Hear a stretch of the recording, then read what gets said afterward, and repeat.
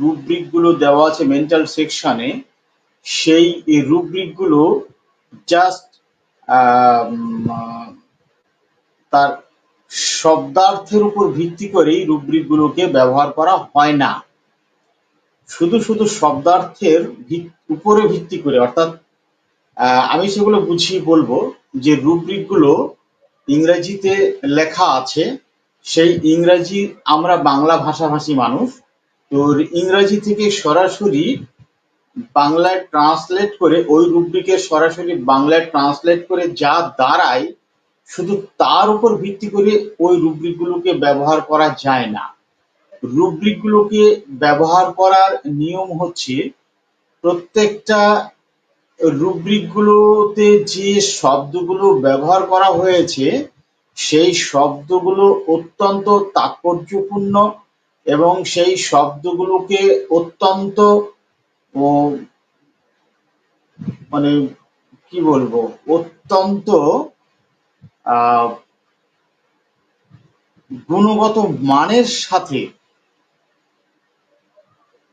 অর্থ ও গুণগত মানের সাথে শব্দগুলোকে ব্যবহার করা হয়েছে। সেগুলো খেয়াল খুশি মতো, খামোখা খেয়াল খুশি মতো ব্যবহার হয়নি।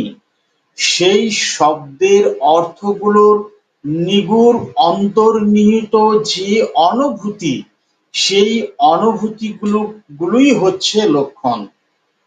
সরাসরি শব্দের অর্থগুলো লক্ষণ নয়। সরাসরি ওই বাক্যের অনুবাদকৃত যে অর্থ, সেই অর্থগুলোই লক্ষণ নয়। সেই অর্থে ওই এক একটা সেন্টেন্সের মধ্যে, এক একটা রুব্রিকের মধ্যে যে শব্দগুলো থাকে, সেই শব্দগুলোর যে আলাদা আলাদা সেন্টেন্স গুলো থাকে, সেই সেন্টেন্সের মধ্যে যে শব্দগুলো থাকে, ওয়ার্ড গুলো থাকে, সেই ওয়ার্ডের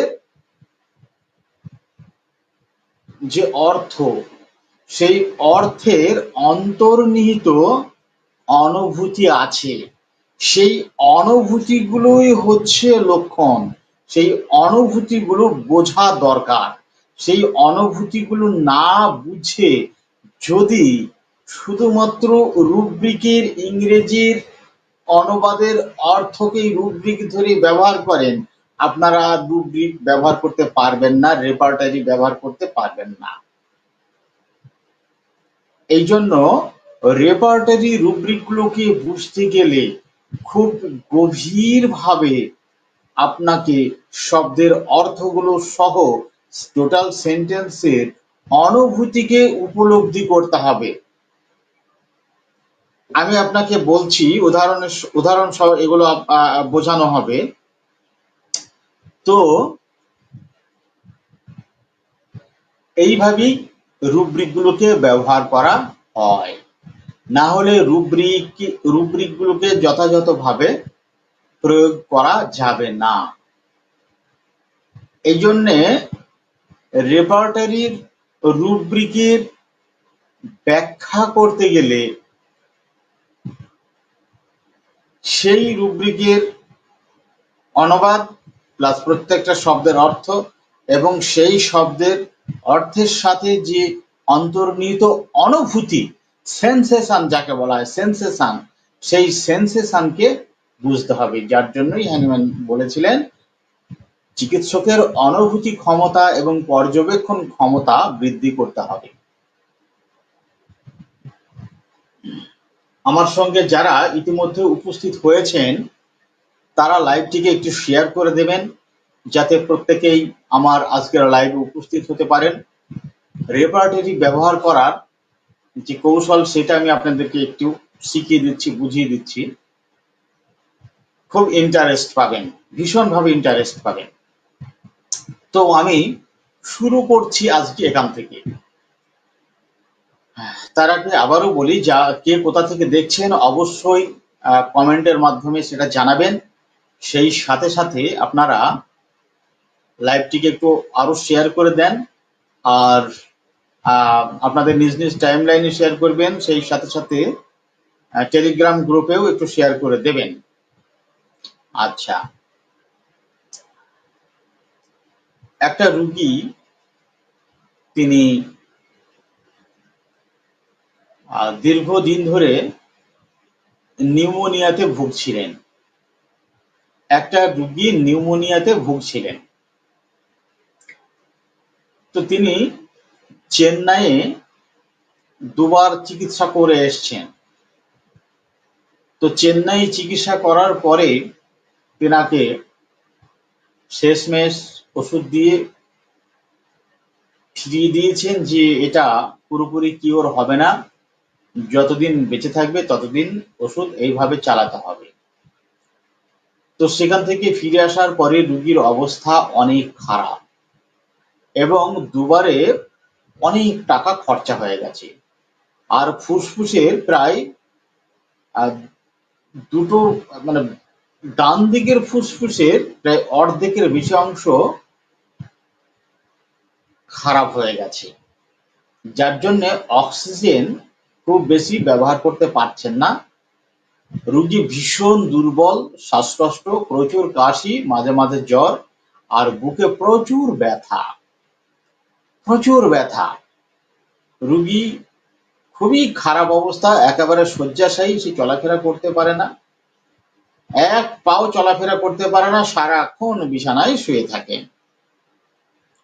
এরকম খারাপ পরিস্থিতি। তো আমি অনলাইনে পেশেন্টটা দেখেছিলাম। পেশেন্ট তো একেবারে চমৎকার ভাবে ইমপ্রুভ হয়ে গেছে। শেষ যে আমি টোটাল গল্পটা বলবো না, আমি জাস্ট রুব্রিকের ব্যবহারের জায়গাটা আপনাদেরকে একটু বোঝাচ্ছি। তিনি বললেন একদম শেষের দিকে যে ট্রিটমেন্টটা দেওয়া হলো লাস্ট প্রেসক্রিপশনে, তার সঙ্গে যখন কথা হলো তখন তিনি তো অনেকটাই সুস্থ, এখন চলাফেরা করতে পারছেন। শরীরের শক্তি বললেন যে প্রায় 70% চলে এসছে। খাওয়া দাওয়াতে দারুণ রুচি এসছে, খেতেও পারছেন।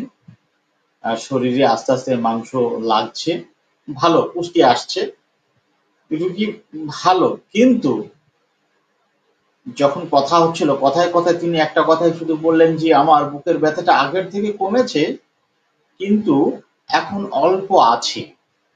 এই অল্প ব্যথাটা আর যাচ্ছে না। রুগী প্রায় ৬-৭ মাস ধরে কন্টিনিউ ভুগছিলেন। অল্প অল্প ব্যথাটা এখনো রয়েছে, কাশি আর নেই। প্রচুর যে কাশি ছিল, শ্বাসকষ্ট ছিল, সেগুলো আর একদমই নেই। তো ব্যথাটা এখনো অল্প একটু আছে, কিন্তু ব্যথাটা কেন হচ্ছে আমি কিছু বুঝতে পারছি না।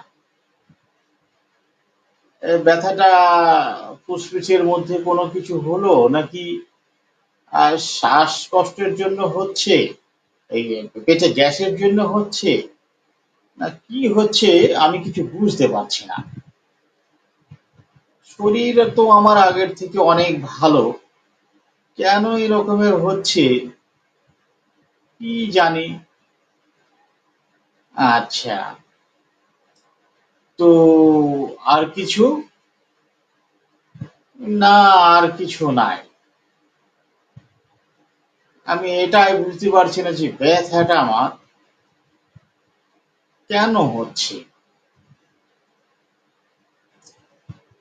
আচ্ছা, তো এটার জন্য আর কিছু মনে হচ্ছে না, আর কিছু তেমন মনে হচ্ছে না। বারবার উনি ওই একই কথাটা বারবার বলছেন।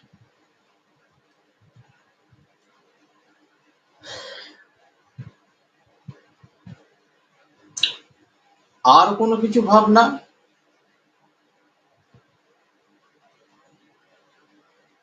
না, আর তেমন কোনো কিছু ভাবনা হচ্ছে না। আগের থেকে তো একটু ভালো আছি, এখন খুব ধীরে ধীরে একটু চলতে পারছি, ধীরে ধীরে। শরীর এখন অনেক দুর্বল আছে, তবে আগের থেকে অনেক ভালো। কিন্তু বাকিটা যে কেন গ্যাস হচ্ছে এই কথাটাই বারবার বলছেন। কেন যে ব্যথা হচ্ছে, গ্যাসের জন্য হচ্ছে না কি জন্য হচ্ছে বুঝতে পারছি না। এই যে আপনার আবহাওয়া কোনটা ভালো লাগছে? আবহাওয়া তো এখন ঠান্ডায় ভালো লাগছে। ঘাম কেমন হচ্ছে? ঘাম বেশি হচ্ছে, গরম তো, বর্ষা গরম বর্ষা গরম, তো ঘামও প্রচুর হচ্ছে। আচ্ছা,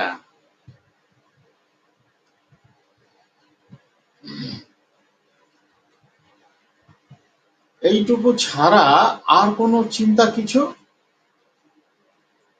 আর চিন্তা তেমন কিছু আমার হচ্ছে না। আহ,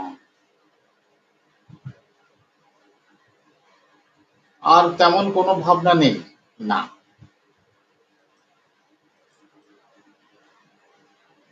কথাবার্তা বলছে স্লো, ধীরে ধীরে, এখনো দুর্বলতা তো রয়েছে। কথাবার্তা একটু ধীরে ধীরে বলছেন, ধীরে ধীরে কথাবার্তা বলছেন। এইটুকুর মধ্যে দিয়ে মোটামুটি আহ একটা মেডিসিনের ধারণা করা গেছে, একটা মেডিসিন ধারণা করা গেছে। এই এইগুলো হচ্ছে লক্ষণ,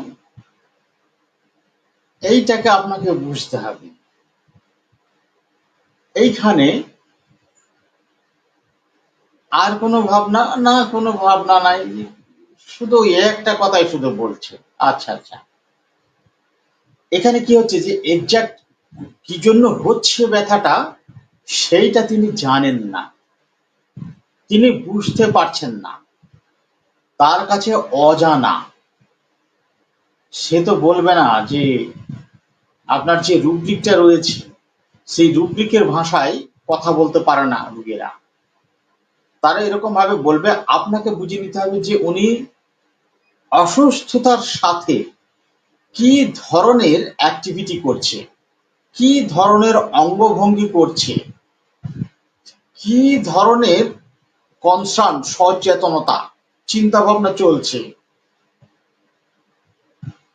কিরকম ভাবে কথাবার্তা বলছে, দ্রুত গতিতে না ধীরে ধীরে, এই বিভিন্ন বিষয়গুলো বোঝার, এর ভিতরেই রুব্রিক গুলো রয়েছে। এইখানে রুগী এক্সাক্ট জানে না যে তার ভিতরে কেন ব্যথাটা হচ্ছে, এটাকে রুব্রিকে কনভার্ট করলে কি হবে। যদি রুব্রিকে পরিণত করা হয় এই তার এই স্বাভাবিক কথাবার্তা, তাহলে এখানে কি ধরা যাবে? বাংলাতে আগে বলুন, পরে রুব্রিক। আগে বাংলাতে হোক, যদি বোঝা যায় তো নিজের মাতৃভাষাতে আগে বুঝতে হবে।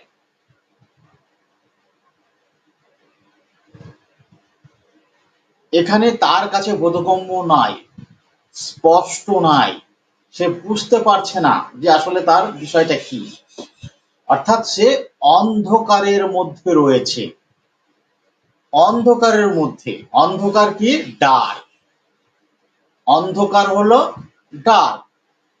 তো অন্ধকার ডার্ক এর ব্যাখ্যাটা কি, এবার আপনাকে ব্যাখ্যাটা বুঝতে হবে। ডার্ক কি?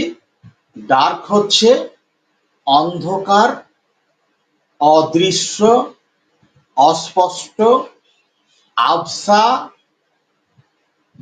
দেখতে না পাওয়া, এগুলো। এবং অন্ধকারের আরো মানে আছে, অন্ধকারের আরো মানে হচ্ছে বিষাদ, দুঃখ, হতাশ, এগুলো অন্ধকার। তার জীবনে অন্ধকার নেমে এসেছে। তার জীবনে অন্ধকার নেমে এসেছে মানে কি? সূর্য ডুবে গেছে আর অন্ধকার, তাকে আমরা কেউ দেখতে পাচ্ছি না, ব্যাপারটা এরকম না। তার জীবনে অন্ধকার নেমে এসেছে মানে তার জীবনে কঠিন খারাপ পরিস্থিতি নেমে এসেছে, তার আর বেঁচে থাকার কোনো পথ নেই, অর্থাৎ অন্ধকার, সব দিকে অন্ধকার, কোথাও আর আলো নেই। তার মানে কোনো কিছু বেঁচে থাকার মতো তার কাছে আর কোনো কিছু সুরাহা নেই। এইগুলো তো এইখানে অন্ধকারের ভিতরে সে ওটাকে নিয়ে দুশ্চিন্তা করছে, চিন্তা করছে, চিন্তা। তাহলে প্রধান রুব্রিকটা কি? অ্যাংজাইটি। অ্যাংজাইটি কি আমরা দুশ্চিন্তা বলি, উৎকণ্ঠা, দুশ্চিন্তা, উদ্বেগ, এগুলো হচ্ছে অ্যাংজাইটি। তাহলে অ্যাংজাইটি কি হচ্ছে? ডার্ক ইন, অন্ধকারের মধ্যে সে দুশ্চিন্তা করছে, টেনশন করছে, উদ্বিগ্ন, উৎকণ্ঠিত, দুশ্চিন্তিত, অন্ধকারের মধ্যে। তাহলে এখানে রুব্রিক কি হবে? Anxiety darken. এটা রোগীর মধ্যে স্পষ্ট। তারপরে আমি পর্যবেক্ষণ কি করলাম? রুগী ধীরে ধীরে কথা বলছে, আমার সঙ্গে যে কথা বলছে, আমি রুগীকে জিজ্ঞাসা করছি, জিজ্ঞাসা করার প্রতি উত্তরে সাড়া দিচ্ছে, জিজ্ঞাসা করার প্রতি উত্তরে সাড়া দিচ্ছে। এটাকে কি বলা হয়? এটা হচ্ছে অ্যান্সার। এটা হলো অ্যান্সার। আমরা যখন কাউকে প্রশ্ন করি তখন সেই প্রশ্নের পরিপ্রেক্ষিতে সাড়া দেয়, রেসপন্স করে, সেটা কি? অ্যান্সার। আমাদের গায়ে যদি মশা বসে, মশায় কামড়ায়, আমরা মশাটাকে সরিয়ে দিই, তাড়িয়ে দিই। অর্থাৎ শরীরে যে একটা যন্ত্রণা হচ্ছে তার এগেইনস্টে আমার হাত প্রতিক্রিয়া দেখালো, এটা হলো একটা অ্যান্সার।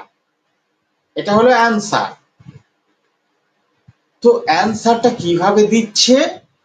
ধীরে ধীরে। Yes, answering slowly. Answering slowly. রুগী কখনোই বলবে না, ডাক্তারবাবু আমি আপনাকে ধীরে ধীরে উত্তর দিচ্ছি। ভালো করে বোঝুন জায়গাটা। আমরা যে অন্ধের মতো আপনার রুব্রিক মুখস্থ করি, আমি সেই জন্য বলি সমগ্র ম্যাথমেটিকা রুব্রিকের বই আপনারা মুখস্থ করে ফেলেন, কোনো কাজে আসবে না যদি না তার অন্তর্নিহিত অনুভূতিগুলোকে উপলব্ধি করতে না পারেন, বুঝতে না পারেন, কোনো কাজে আসবে না। তো তাহলে আমাদের কাছে রুব্রিক দুটো স্পষ্ট। একটা হলো anxiety darken, answering slowly. Congratulation doctor Wahid বাবু, কংগ্রাচুলেশন। দুটো রুব্রিকই উনি বলেছেন। এই দুটো রুব্রিকের সমন্বয়ে মেডিসিন আসলো চারটে: ফসফরাস, কার্বোভেজ, রাস্টক্স, জিঙ্ক। এইবার এই চারটি মেডিসিনের জন্য আমাদের জাস্ট অ্যাট এ গ্ল্যান্স রুগীকে দেখা মাত্র মেডিসিন কমপ্লিট আইডেন্টিফাই হয়ে যাবে। কেননা আমরা জানি অসুস্থতার সাথে পেশেন্টের রিয়াকশন গুলো কি থাকে। প্রতিটা মেডিসিনের রুগী অসুস্থতার সাথে তাদের রিয়াকশন কি থাকে সেটা যদি কারোর জানা থাকে তাহলে সে এখান থেকে বলে দিতে পারবে যে ফসফরাস সে সবসময় সঙ্গী চাই, অনেক বেশি কথা বলে, আর এই অল্প কথা বলছি কিন্তু ধীরে ধীরে। রাস্টাক্স অনেক বেশি কথা বলে, সেই সঙ্গে প্রচুর অ্যাংজাইটিতে থাকে, প্রচুর অ্যাংজাইটি এবং প্রচুর ফিয়ার। ফসফরাস এবং রাস্টাক্স দুজনেই প্রচন্ড ফিয়ারে থাকে। এদের মধ্যে কোনো ফিয়ার নেই। একটা যে ফিয়ার সুপারস্টিশিয়াস, ফিয়ার ডিজেস্টার, এগুলো থাকে। হ্যাঁ, ফিয়ার অফ ডেথ ফসফরাসে থাকে, সেগুলো নেই। জিঙ্কামেট হচ্ছে প্রচন্ড দুর্বল এবং দুর্বলতার সঙ্গে সে স্বাভাবিকভাবে অত্যন্ত নিরাপত্তাহীনতায় ভোগে। আর সবসময় তার ভিতরে যে ভয় থাকে যে তাকে বকা দেবে, সে কোনো অন্যায় করে ফেলেছে, তাকে বকা দেবে, এই রকম একটা ফিলিংস তার ভিতরে থাকে। তাকে কঠিন অনুশাসনের মধ্যে জীবনযাপন করতে হয়। তো তাকে কিছু নিষেধ করা হয়েছে, সেই নিষেধ লঙ্ঘন করে অন্যায় করেছে। এখন সে যার অধীনে আছে সে তাকে মারবে, বকা দেবে, শাস্তি দেবে, কিছু করতে পারে, এই ভয়ে সে টান টান উত্তেজনায় থাকে। এই উত্তেজনা থেকে তার স্নায়ু আস্তে আস্তে আস্তে আস্তে অনেক দুর্বল হয়ে পড়ে। এরকম কোনো ফিলিংস আমরা এই পেশেন্টের মধ্যে পাইনি। ফলে ফসফরাসও out, রাস্টক্স out, zincum out, Carbo veg আমাদের থাকলো। এই কার্বোভেজের মধ্যে এবার আমরা দেখে নিই যে কি কি লক্ষণ থাকে। কার্বোভেজ আমরা জানি অসুস্থতার সাথে ধীর গতি সম্পন্ন হয়ে যায়, স্লাগিশ। সমস্ত মুভমেন্ট তার ধীর হয়ে যায়, স্লো হয়ে যায়। স্লো মানে কি? স্লো মানে হচ্ছে ধীর ধীর ধীর, সব কিছু ধীর, সবকিছু খুব ধীরে ধীরে ধীরে ধীরে হয়। সবকিছু বলতে তার কথাবার্তা, তার চালচলন, তার অঙ্গভঙ্গি, তার নড়াচড়া, সবকিছু। এক। ২ নম্বর হচ্ছে আমাদের মেট্রিয়া মেটিকাতে লেখা আছে কার্বোভেজের একটা গুরুত্বপূর্ণ লক্ষণ। কার্বোভেজের একটা গুরুত্বপূর্ণ লক্ষণ হচ্ছে রুগীর রুগীর অতীত ইতিহাস। রুগীর অতীত ইতিহাস, এই লক্ষণটা পুরোপুরি কি আছে যদি কারোর জানা থাকে একটু লিখবেন। রুগীর অতীত ইতিহাস, রোগ ভোগের অতীত ইতিহাস, আপনার ঔষধ পরিচয়ে এই লক্ষণটা রয়েছে। রোগ ভোগের অতীত ইতিহাস, অর্থাৎ সে অতীতে রোগ ভোগের পর থেকে একটা লক্ষণ রয়েছে। কার্বোভেজের অত্যন্ত গুরুত্বপূর্ণ লক্ষণ, রোগ ভোগের পর থেকে সে আর কখনো নিজেকে সুস্থ বোধ করে না, অর্থাৎ প্রতিক্রিয়ার অভাব, আরোগ্যের প্রতি প্রতিক্রিয়ার অভাব। তো প্রতিক্রিয়ার অভাবের কারণে সে পুরোপুরি সুস্থ হতে পারছে না। সেই সঙ্গে প্রচুর গরম কাতর আর প্রচুর ঘাম হচ্ছে এবং অনেক দুর্বল। এই দুর্বলটাকেই বলা হয় হিমাঙ্গতা। এই দুর্বলতাকেই বলা হয় হিমাঙ্গতা। তাকে মেডিসিন দেওয়া হয়েছিল কার্বোভেজ। মেডিসিনটা কি পারফেক্ট হয়েছে না ভুল হয়েছে? এবং আপনার মেট্রিয়া মেডিকার রেপার্টারির সাপেক্ষে মেট্রিয়া মেডিকার ব্যাখ্যা অনুসারে কার্বোভেজ মেডিসিন আমাদের নির্বাচন করা সঠিক হয়েছে না ভুল হয়েছে?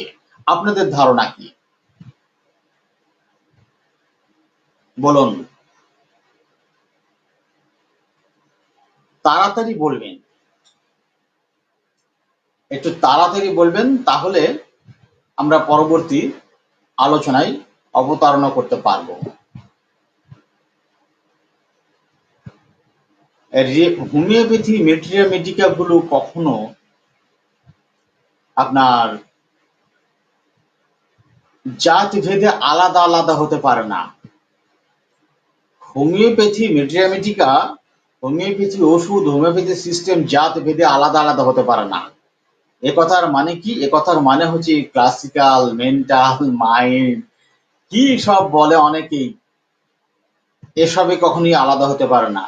হোমিওপ্যাথি মেডিসিন কখনোই বলবে না ক্লাসিক্যালের হাতে আমি ভালো কাজ করব না, মেন্টালের হাতে আমি ভালো কাজ করব না। তবে সব থেকে বড় ব্যাপার একটি কি জানেন? আমরা সবাই স্বীকার করি যে হোমিওপ্যাথিতে treat the patient not the disease, অর্থাৎ রুগীর চিকিৎসা করতে হয়, রোগের নয়। তো রোগীর চিকিৎসা করতে গেলে তার মানসিক লক্ষণগুলো মানে হচ্ছে রুগীর অনুভূতি, সেগুলোকে খুব ভালোভাবে বোঝার দরকার হয়।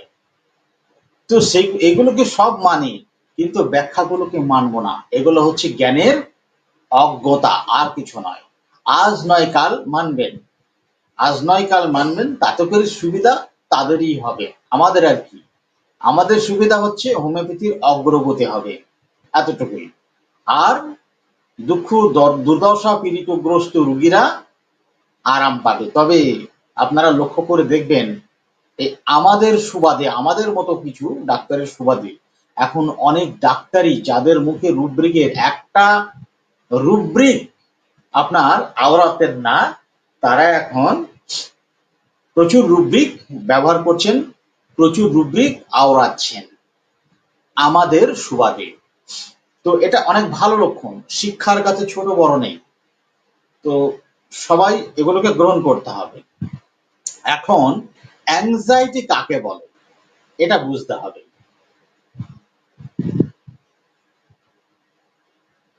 Thank you doctor Wahid Babu, thank you. আপনার অনেক নলেজ রয়েছে, আপনি একজন অনেক নলেজেবল ডক্টর রয়েছেন, খুব ভালো, খুবই ভালো। তো যারা জানেন এরকম ভাবে কমেন্টের মাধ্যমে আমার সঙ্গে কমিউনিকেট করেন, তাহলে হবে কি, আমার আলোচনা করতেও উৎসাহ থাকবে, ভালো হবে, মনে হবে যেন আমি আপনাদের সঙ্গে কথা বলছি, কনভারসেশনের মাধ্যমে আমাদের আলোচনা চলছে, এরকম মনে হবে। এই জন্য যারা জানেন, যারা বোঝেন, যাদের ভিতরে কিছু বলার ইচ্ছা হচ্ছে তারা বলবেন। সেই সমস্ত কথার মধ্য দিয়ে আমি উৎসাহিত হব এবং মনে হবে কনভারসেশনের মধ্য দিয়ে আমি আলোচনা করছি আপনাদের সঙ্গে, ভালো লাগবে। আপনারা লিখুন কমেন্ট। এবার আমাদের জানতে হবে অ্যাংজাইটি কাকে বলে। অ্যাংজাইটির শব্দার্থ হচ্ছে উৎকণ্ঠা। তো উৎকণ্ঠা তো আমরা বুঝলাম, শুধু এতটুকু বললেই কি হয়ে যাবে? অ্যাংজাইটি ডার্কিং, অন্ধকারের মধ্যে উৎকণ্ঠা, অন্ধকারের মধ্যে উদ্বেগ, দুশ্চিন্তা। এটা হলো ওই সেন্টেন্সের শব্দার্থ। তাহলে এই পর্যন্ত জানলেই কি আমাদের রুব্রিক হয়ে গেল? ওই রুব্রিকটা আমরা ব্যবহার করতে পারবো।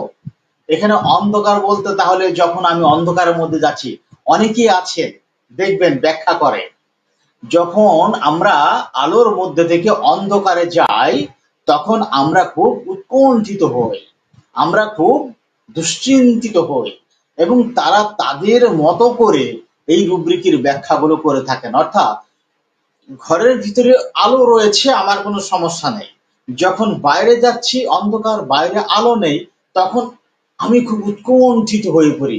রুগী তখন ভীষণভাবে ভয়ে দুশ্চিন্তিত হয়ে পড়েন।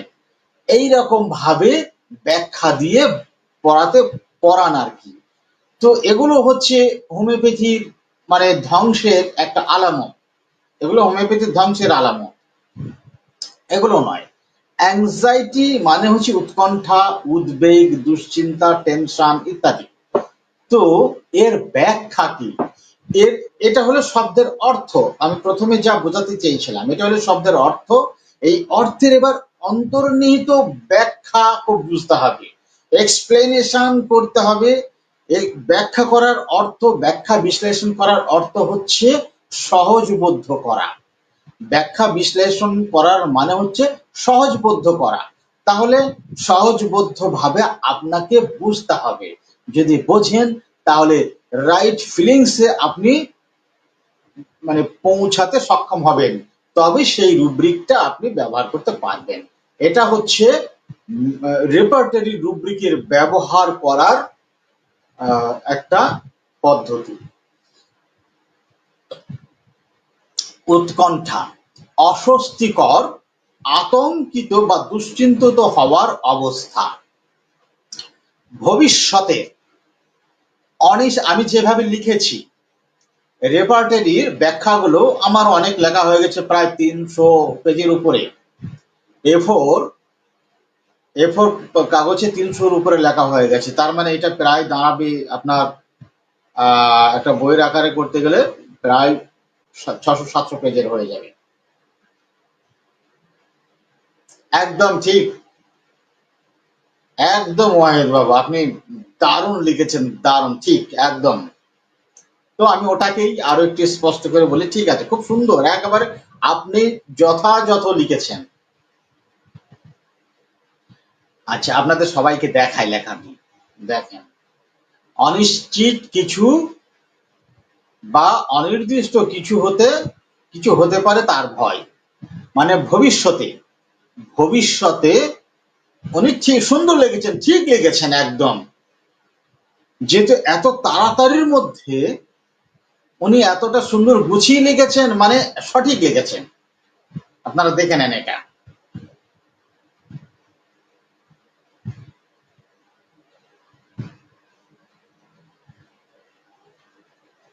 আচ্ছা, এটাকে আবার আমি ফিরে যাব কিভাবে রে বাবা? হ্যাঁ, হয়েছে, ফিরতে পেরেছি। হচ্ছে ভবিষ্যতের অনিশ্চিত কোনো কিছুর চিন্তায় অস্বস্তিকর, ভয় বা আতঙ্কজনক অনুভূতি। হলো? আমি ডাক্তার ওয়াহিদ বাবুর কথাগুলোকেই বললাম, ওটাই আমি লিখেছি। কিন্তু আমি যা লিখেছি উনি জানেন না, উনি যা লিখেছেন আমি জানতাম না। তাহলে দুজনের লেখা অনুভূতি ফিলিংস এক, অতএব সঠিক লিখেছেন। তো আমি যেটা লিখেছি আমার রেপার্টারির ব্যাখ্যাতে অসংখ্য কয়েক হাজার রুব্রিকের ব্যাখ্যা আমি অলরেডি রেডি করে ফেলেছি, সেগুলো আমি পড়ি নিয়মিতভাবে আমার নিজের জন্য, দেখা যাবে পরবর্তীতে কি করা যায়। ভবিষ্যতের অনিশ্চিত কোনো কিছুর চিন্তায় অস্বস্তিকর, ভয় বা আতঙ্কজনক অনুভূতি, অর্থাৎ সে কিসের ভয় পায় জানে না, কিন্তু সে কোনো কিছুর ভয় পায়। এই ক্ষেত্রে রোগী নির্দিষ্ট করে কোনো জিনিস, বিষয়, বস্তু বা রোগের প্রতি ভয় বা আতঙ্কের কথা বলতে পারে না, তবে কিছু একটা খারাপ ঘটনা ঘটতে পারে বলে আতঙ্কিত, উৎকণ্ঠিত হয়। ভবিষ্যতে উৎকণ্ঠা হলো বিদ্যমান সমস্যা এবং ভবিষ্যতে কোনো খারাপ ঘটনা ঘটতে পারে ভেবে রোগী উদ্বিগ্ন হয় এবং ভবিষ্যতে যে সমস্যার সম্মুখীন হতে পারে তা সে মোকাবেলা করতে পারার ব্যাপারে অনিশ্চিত থাকে। কি জানে মোকাবেলা করতে পারবো কি পারবো না, কি হবে জানি না, ভবিষ্যতে কি যে হবে তাই ভেবে খুবই দুশ্চিন্তিত হচ্ছে। উৎকণ্ঠার সহিত অসহায়ের অনুভূতি থাকে, এটা একটা গুণাবলী। উৎকণ্ঠার সহিত সাধারণত হেল্পলেসনেস ফিলিং থাকে এবং দুশ্চিন্তা থাকে। হেল্পলেসনেস ফিলিং এবং দুশ্চিন্তা, helplessness feeling plus tension is equal to anxiety. কিন্তু কোনো ক্রিয়া বা কার্যকলাপ থাকে না, অ্যাংজাইটির সঙ্গে কোনো কাজ থাকে না, কোনো কার্যকলাপ থাকে না। যেখানে কেয়ারফুলের সহিত দুশ্চিন্তা সেই সাথে ক্রিয়া বা কার্যকলাপ জুড়ে থাকে কেয়ারফুলের সঙ্গে। কিন্তু অ্যাংজাইটি আর ভয়, ফিয়ার, দুটো জিনিস আলাদা। অ্যাংজাইটি আর ফিয়ার আলাদা। আমি অ্যাংজাইটি সম্বন্ধে আলোচনা করলাম, এবার ফিয়ারটা বলি। ফিয়ার আর অ্যাংজাইটি দুটো একই রকমের দেখতে কিন্তু আলাদা। এখানে ফিয়ারের শব্দ অর্থ হচ্ছে ভয়, ভয়, আতঙ্ক ইত্যাদি। তাহলে ভয় বললেই কি আপনি এটা কি বুঝে নিতে পারবেন যে হ্যাঁ এটা ভয় হলো? রুব্রিকের ব্যাখ্যা কখনো মেন্টালদের জন্য আলাদা হবে না, ক্লাসিক্যালদের জন্য আলাদা হবে না। এই জন্য আমি জাত ভেদে বলেছিলাম যে রেপার্টারি, লক্ষণ লক্ষণ, মেডিসিন, জাত ভেদে এরা আলাদা হতে পারে না। শুধুমাত্র অজ্ঞতার কারণে আলাদা হতে পারে, অজ্ঞতার কারণে। যে যত বেশি গভীরভাবে এটা জানতে পারবেন সে তত বেশি হোমিওপ্যাথিতে সফল। ফিয়ার কাকে বলে? ফিয়ারের শব্দ অর্থ হচ্ছে ভয়। ভবিষ্যতে খারাপ কিছু ঘটতে পারে এই রকম নির্দিষ্ট, আর ওখানে ছিল অনির্দিষ্ট বা অনিশ্চিত, আর এখানে নির্দিষ্ট কথা এসছে। এবার ভবিষ্যতে খারাপ কিছু ঘটতে পারে এই রকম নির্দিষ্ট কোনো জিনিসের প্রতি চিন্তা থেকে মানসিক অস্বস্তি, ভয় বা আশঙ্কা। এর মধ্যে আবার ফ্রাইট আলাদা, FRIGHT, ফ্রাইট, আতঙ্কিত, সেটাও আবার আলাদা। তো ফ্রাইট মানেও হচ্ছে ভয়, আতঙ্কিত। শুধু শব্দ অর্থ নিয়ে কখনোই ব্যবহার করা যাবে না রুব্রিক। এর রাইট ফিলিংসটা আপনাকে বুঝতে হবে। এই রাইট ফিলিংস এর সঙ্গে তার পর্যবেক্ষণে মিল করে দেখতে হবে যে রোগীর বলা যা দেখছেন তা একসঙ্গে এক করে দেখতে হবে যে ঠিক আছে কিনা। যেমন আমরা কার্বোভেজ খুব ইজিলি ইউজ করলাম, ঠিক এইভাবে। তা চলুন ভয়টাকে আরো একটু ব্যাখ্যা করি। কোনো নির্দিষ্ট ব্যক্তি বা নির্দিষ্ট কোনো ঝামেলা, আঘাত, ব্যথা পাওয়ার সম্ভাবনা বা হুমকি, হ্যাঁ, ইত্যাদি এই বিশ্বাসের ফলে একটি অস্বস্তিকর অনুভূতি হচ্ছে ভয়। যেমন সিংহের ভয়, ব্যর্থ হবার ভয়, এগুলো নির্দিষ্ট করে বলা যাচ্ছে। পড়ে যাবার ভয়, ক্যান্সারের ভয়, প্যারালাইসিসের ভয় ইত্যাদি। কোন নিশ্চিত প্রকারের ভয়, আমার ওইটা হবে। একজনের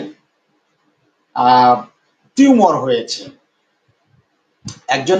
হয়েছে, এখন লোকমুখে আমরা জানি, আমাদের মধ্যে একটা পূর্ব থেকে ধারণা থাকে যে যখন টিউমার হয়েছে প্রথম দিকে কোনো সমস্যা নাই, ব্যথা বেদনা নেই, তাই কোনো সমস্যা নাই। কিন্তু যদি কখনো ব্যথা বেদনা শুরু হয় তখন আমাদের ভিতরে চরম একটা ভয় ঢুকে যায়। কিসের ভয়? না, ক্যান্সার হবে। তো রোগী এত বেশি ভয় পেয়ে যায় যে ক্যান্সারের নাম পর্যন্ত করতে চায় না। ক্যান্সারের নামে তার এত ভয়, সেই জন্য সে বলবে যে কি জানি কোনো কিছু হয়ে যেতে পারে, খুব ভয়ার্থ ভাবে বলবে কোনো কিছু হয়ে যেতে পারে, এই জন্য আমার খুব ভয় হচ্ছে। খারাপ কিছু ঘটে যেতে পারে, এই জন্য আমার ভয় হচ্ছে। তো এইটা নিয়ে খারাপ কিছু হয়ে যেতে পারে মানে কি আপনি কি নির্দিষ্ট করে বলতে পারেন যে সঠিক কিসের ভয় হচ্ছে? এটা বলতে পারলে আপনার জন্য ওষুধ দেওয়া আমার সুবিধা হতো। ওই যে ক্যান্সার হয়, মানুষ বলে না ক্যান্সার হয়, আমি ক্যান্সারের ভয় পাচ্ছি। তাহলে কি আমরা কি রুব্রিক নিতে পারি? ওই রুব্রিক কোনগুলো? রুব্রিক হচ্ছে অসুস্থতার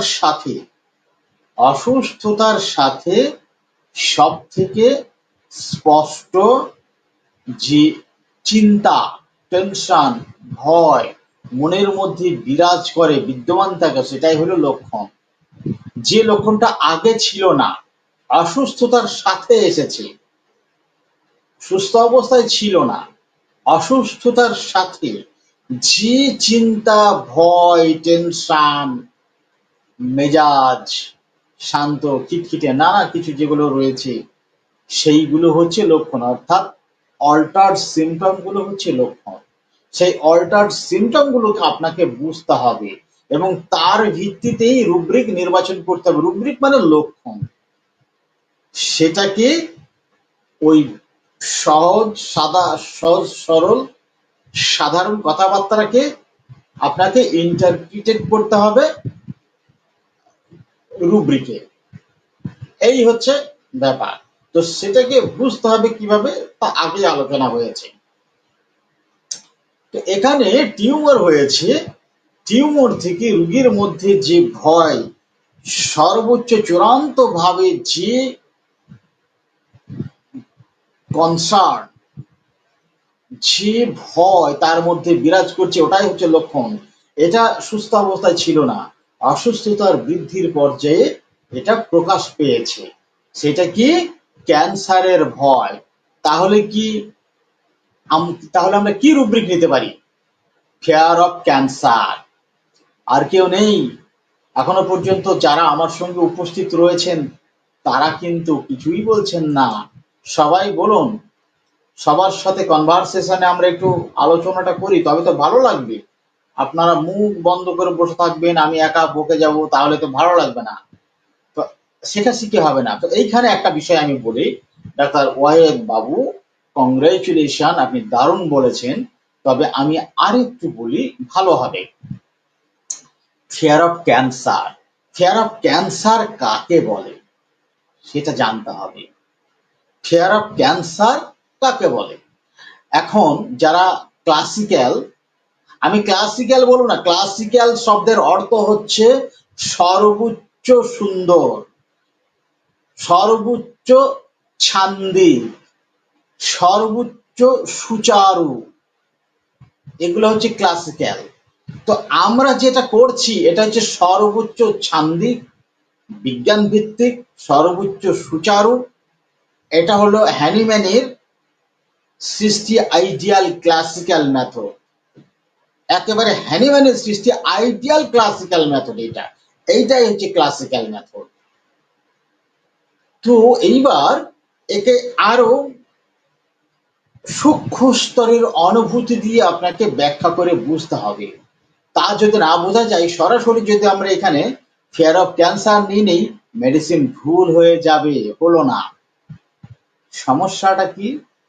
আমাদের প্রত্যেকটা শব্দ, প্রত্যেকটা সেন্টেন্সকে সঠিক ব্যাখ্যার মধ্য দিয়ে তার সঠিক অনুভূতিকে উপলব্ধি করতে হবে, তবেই রাইট রুব্রিক আমরা নিতে সক্ষম হব।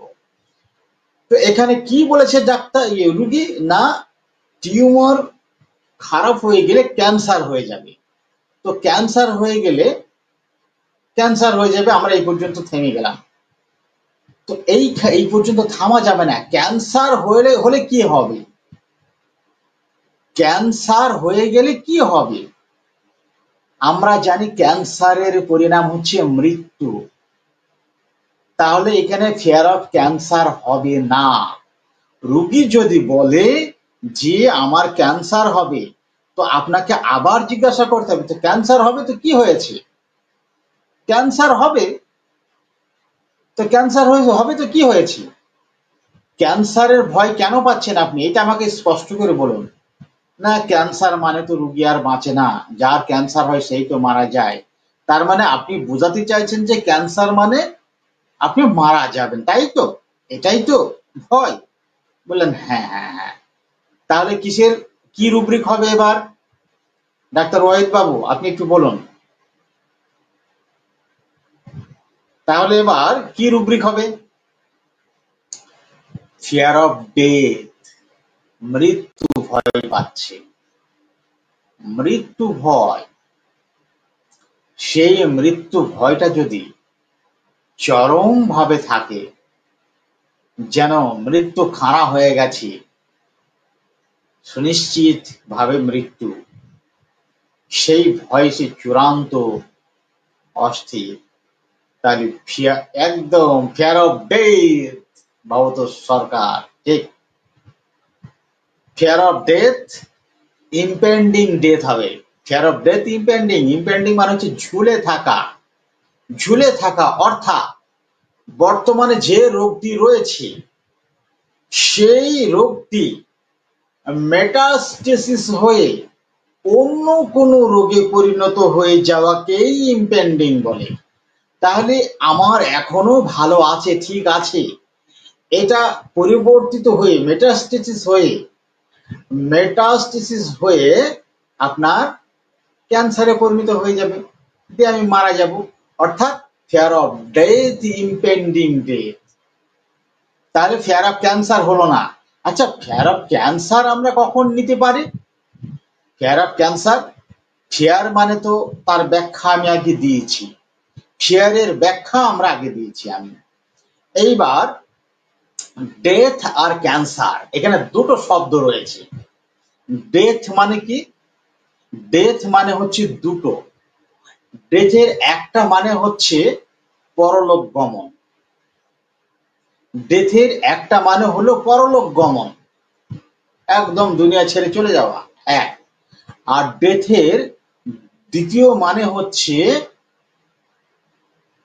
বেকার হয়ে যাওয়া, মূল্যহীন হয়ে যাওয়া, অক্ষম হয়ে যাওয়া, বেদামি হয়ে যাওয়া, তার আর কোনো কাজে লাগবে না।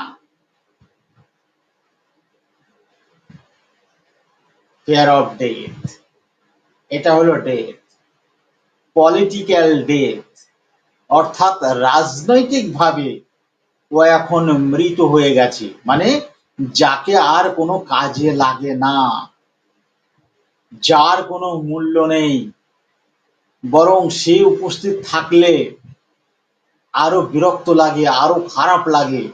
মৃত মানুষের গন্ধ ছড়ালে যেমন মানুষ টিকতে পারে না, আরো খারাপ লাগবে এই অনুভূতি।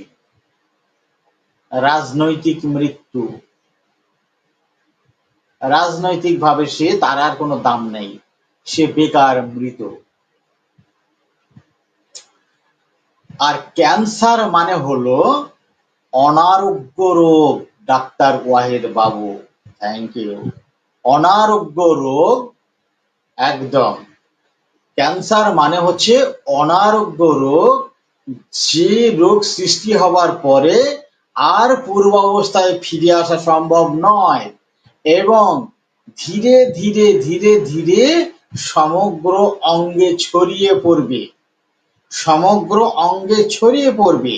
সেই সঙ্গে দ্রুত মৃত্যু হবে না, দীর্ঘদিন কষ্ট পেয়ে পেয়ে মৃত্যু হবে এবং এই দীর্ঘদিন ধরে কষ্ট পাওয়ার সাথে প্রচন্ড যন্ত্রণা ভোগ করতে হবে, প্রচন্ড যন্ত্রণা ভোগ করতে হবে, প্রচন্ড কষ্ট ভোগ করতে হবে।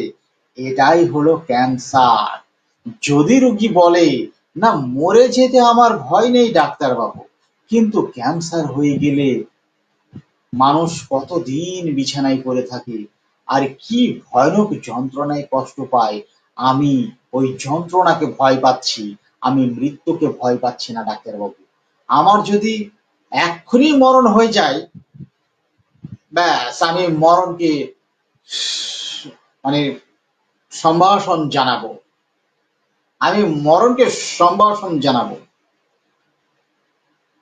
কিন্তু ওই যে বিছানায় পড়ে আমাকে এতদিন ধরে কষ্ট পেতে হবে, সহজে মৃত্যু হবে না, কত কষ্ট পাবো, তারপরে কষ্ট পেয়ে পেয়ে পেয়ে পেয়ে মৃত্যু হবে, আমি এটা সহ্য করতে পারবো না ডাক্তারবাবু, এই ভয়ে আমি খুব ভীতু।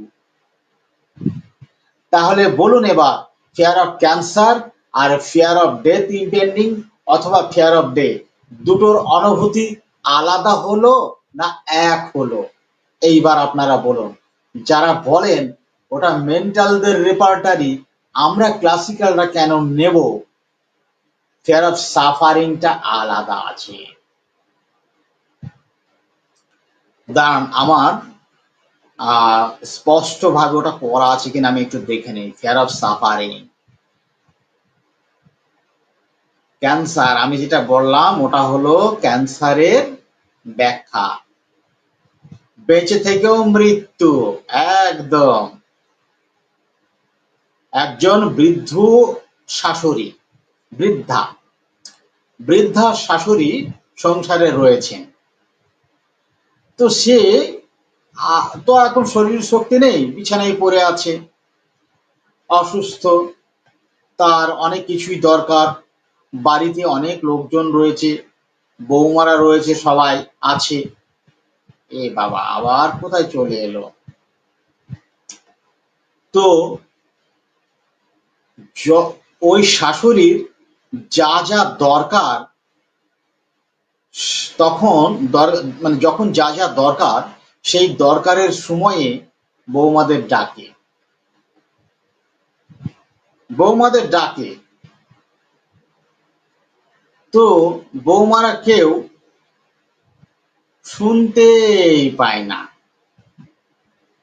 বৌমারা কেউ শুনতেই পায় না, কেউ সাড়াই দেয় না।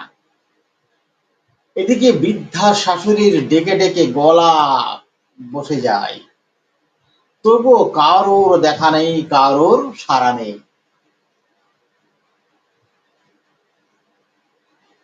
তখন বৃদ্ধা শাশুড়ি রেগে গিয়ে বলেন, বাড়ির কি সবাই মরে গেছে নাকি? আমার কথা কি কেউ শুনতে পায় না? অর্থাৎ ওই শাশুড়ি মরা মানুষের সঙ্গে বাস করে, মৃত মানুষের সঙ্গে বাস করে। এটা শাশুড়ির অনুভূতি, যে বাড়ির লোকজন কেউ তার কথায় সাড়া দেয় না, সবাই মরে গেছে, এরা হচ্ছে মরা। Fear of suffering, fear of সাফারিংটা হচ্ছে কষ্ট পাবার ভয়, নির্দিষ্ট করে কোনো কিছু সম্বন্ধে কষ্ট পাবার ভয়। কখন? ভবিষ্যতে, এখন নয়। এখন রুগী অসুস্থ, বর্তমানে অসুস্থ। এই বর্তমানে অসুস্থতার সাথে সে ভবিষ্যতে, বর্তমানে অসুস্থতাকে কেন্দ্র করে এই অসুস্থতার জন্য ভবিষ্যতে কোনো কিছু নির্দিষ্ট করে তারা বলে যে আমার ওইটা হবে এবং ওই জিনিস থেকে আমাকে এরকম কষ্ট পেতে হবে, সেটা হচ্ছে ভয়। চলুন ফিয়ার অফ সাফারিং এর ব্যাখ্যাটা আমি কি লিখেছি দেখি। একজন রোগীর ভয় থাকে যে সে সমস্যায় পড়তে পারে এবং সেই জন্য তাকে তার রোগ বা অন্য কিছুর কারণে নিকটবর্তী ভবিষ্যতে বিভিন্ন জিনিসে ভুগতে হবে, বিভিন্ন কিছুতে ভুগতে হবে। দেখেন ভালো করে, ভুগতে হবে। ফিলিংসটা দেখবেন, ফিলিংস, ভুগতে হবে। একজন রোগীর আশঙ্কা থাকে যে এখন চিকিৎসা না করলে তার রোগের কারণে রাতে ভুগতে হতে পারে। ভবিষ্যতে দুর্ভোগের আশঙ্কায় সে এখানে চিকিৎসা নিতে চায়। কখনো কখনো রোগীরা মনে করে যে এখনই ব্যথার চিকিৎসা না হলে তাকে রাতে কষ্ট পেতে হবে, কারণ রাতে সমস্যা বাড়লে অনেক সমস্যা হয়। ডাক্তারের কাছে আসার জন্য তাকে গাড়ি খুঁজে বার করতে হয়, তাকে পরিবারের লোকজনদের বা বন্ধুদের জাগিয়ে তুলতে হয় এবং তারপর তাকে ডাক্তারকে জাগাতে হবে। আর ডাক্তার না পেলে কি হবে?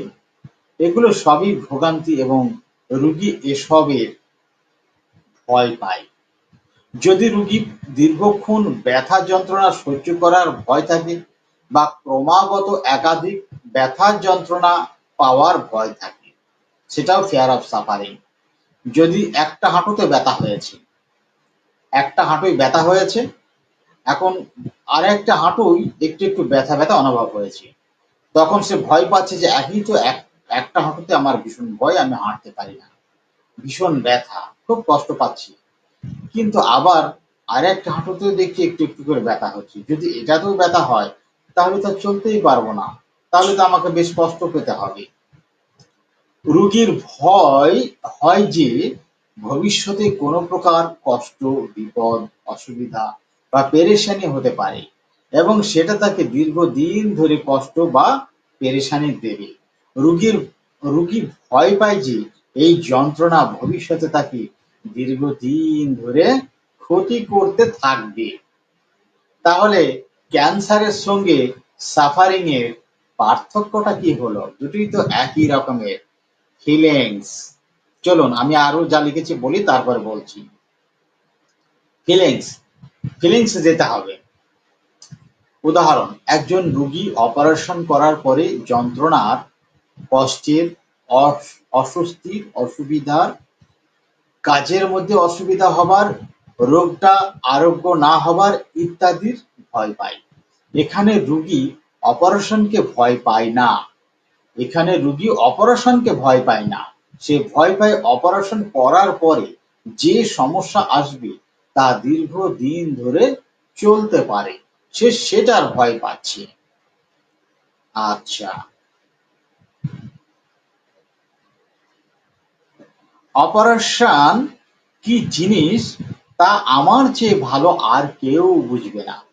এই নিয়ে ৩ বার ওটিতে গেলাম, কাটাকুটির ব্যথা তো আছেই, তার সাথে যোগ হয় একটানা বিছানায় শুয়ে থাকার যন্ত্রণা। বিছানায় শুয়ে থাকবে তাও যন্ত্রণা। ডাক্তারবাবু, হোমিওপ্যাথিক ঔষধ আমার খুব ভালো লাগে। আমার সমস্যার জন্য অপারেশন করা ঠিক হবে না। আমি যে অপারেশনকে ভয় পাই তা নয়। অপারেশনের পরে যে কষ্ট, সমস্যা, ব্যথা, বেদনা, এক একজন এক এক রকম বলতে পারে, উঠতে বসতে কষ্ট, কাজ করতে কষ্ট ইত্যাদি নানা কিছু আসবে। আমি সেইগুলোকে ভয় পাই যে সেগুলো দীর্ঘদিন ধরে আমাকে কষ্ট দিতে পারে। দেখেন, ক্যান্সারের পাশাপাশি যাচ্ছে কিন্তু আলাদা। আমি বলছি কোথায় আলাদা। অর্শের রোগীর মলত্যাগ করতে যেতে ভয় পায়, কারণ এটি দীর্ঘ সময়ের জন্য তীব্র যন্ত্রণার সৃষ্টি করে। এখানে যন্ত্রণার ভয় পায়। এখানে রোগী কিছুক্ষণের জন্য তীব্র যন্ত্রণায় ভোগে, কিন্তু অর্শের কিছু রোগী যন্ত্রণার পর মলত্যাগে যেতে ভয় পায়। এই ধরনের রোগী যন্ত্রণার সময় কম যন্ত্রণা অনুভব করে, কিন্তু মলত্যাগের পরে ব্যবসা থেকে বিরত থাকা এবং বিরত থাকার জন্য অন্যান্য সমস্যার সাথে সারাদিন ভীষণ যন্ত্রণা অনুভব করে। এটি হলো ভোগান্তি বা সাফারিং।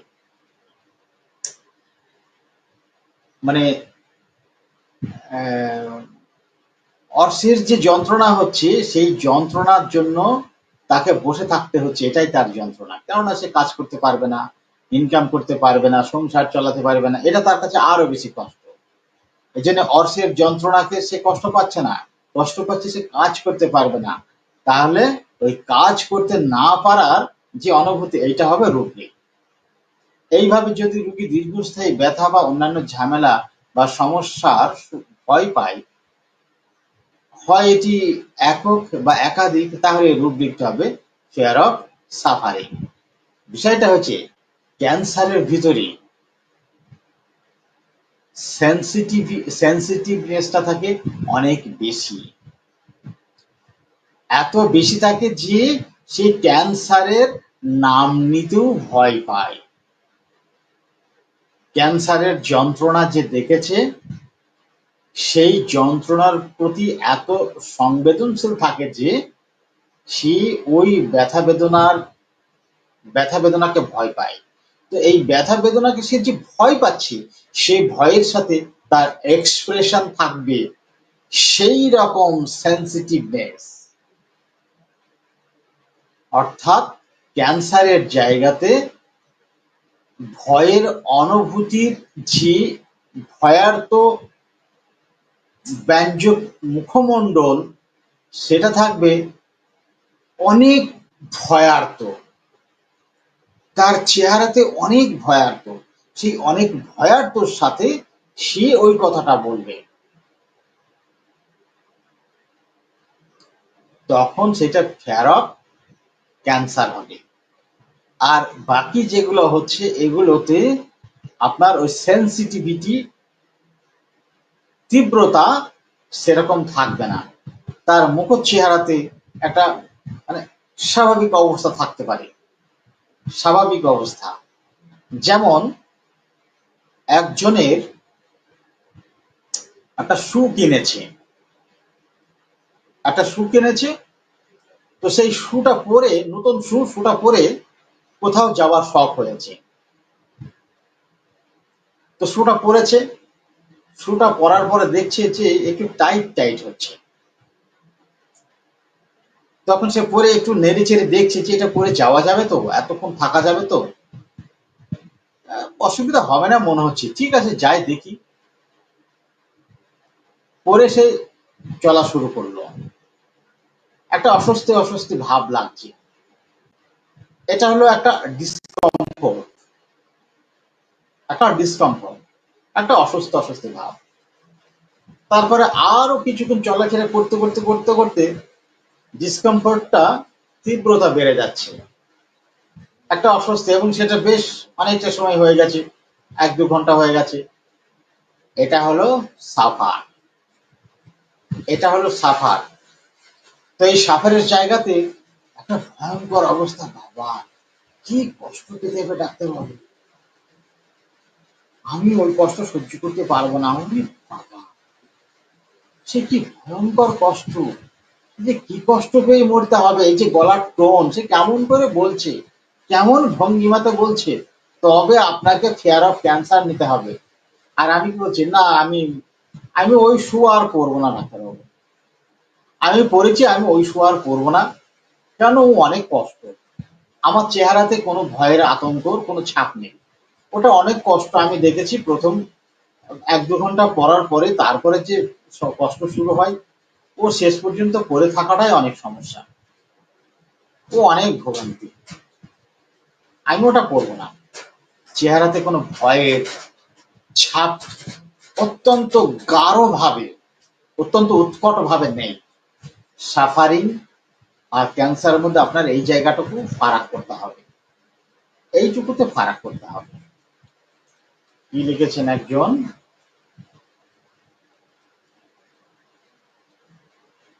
জাহিদ হাসান স্যার, আমরা জানি যখন মায়াজমেটিক ঔষধ কাজ করা বন্ধ করে দেয় তখন নসড ঔষধ প্রয়োগ করতে হয়। এই নসড ঔষধগুলো আমরা কিভাবে তখন ব্যবহার করব সেই বিষয়ে একটা ক্লাস দেওয়া যায় কি স্যার? তাহলে খুব ভালো হয়।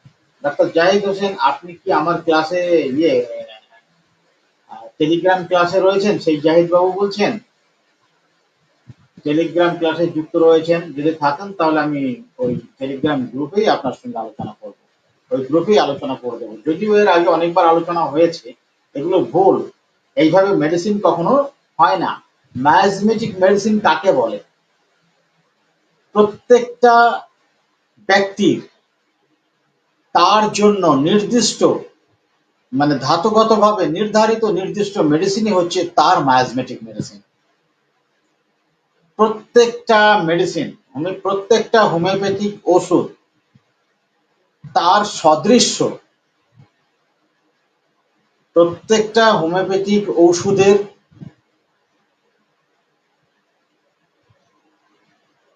কি বললাম, প্রতিটা হোমিওপ্যাথিক মেডিসিন যে ব্যক্তিত্বের সদৃশ, সেই ব্যক্তির জন্য ওই মেডিসিনটি হলো তার মায়াজমেটিক মেডিসিন।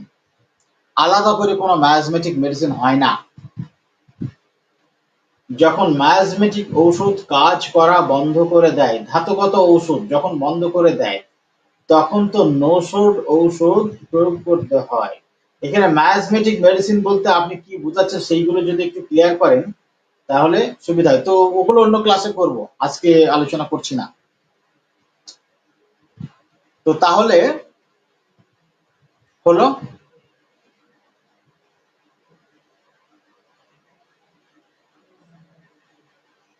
এর সাথে সিমিলার রুব্রিক আর একটা আছে, ফিয়ার অফ, একেবারে সিমিলার। তাহলে fear of death, fear of cancer, fear of suffering হলো। এবার আর একটা রুব্রিক রয়েছে এদের সিমিলার। ফিলিংস গুলো যদি আলাদা না করতে পারেন তাহলে গেলেন। ফিয়ার অফ অর্ডিল, ফিয়ার অফ অর্ডিলের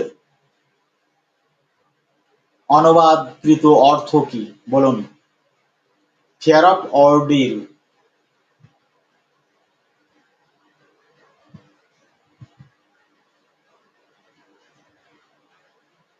হ্যাঁ হ্যাঁ ঠিক, ঠিক আছে। আমি এটা নিয়ে পরে আলোচনা করব, এখন এটা নিয়ে আলোচনা হোক। আজকে রুব্রিক সম্বন্ধে আলোচনা করব বলেছি।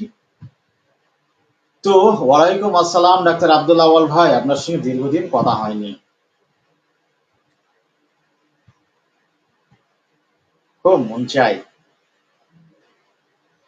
ফিয়ার অফ অর্ডিল, ফিয়ার অফ অর্ডিল মানে কি? ফিয়ার অফ অর্ডিল এদের সদৃশ, তাহলে ফিয়ার অফ অর্ডিল মানে কি?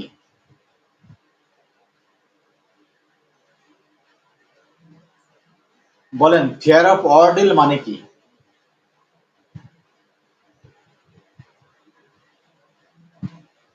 অগ্নি পরীক্ষার ভয়। অর্ডিল মানে হচ্ছে অগ্নি পরীক্ষা, অগ্নি পরীক্ষার ভয়। ওয়ালাইকুম আসসালাম। আপনারা কে কোথা থেকে দেখছেন, কে কোথা থেকে দেখছেন অবশ্যই কমেন্টের মাধ্যমে জায়গার নাম দেবেন, তাহলে আমি জানতে পারবো যে আপনারা কোথা থেকে কে দেখছেন। ফিয়ার অফ অর্ডিল, অগ্নি পরীক্ষার ভয়। তো এখানে রেপার্টারিতে যদি ওখানে শুধু অগ্নি পরীক্ষার ভয়, তো আমরা তো কেউ অগ্নি পরীক্ষা দিই না, তাহলে তার আবার কিসের ভয়?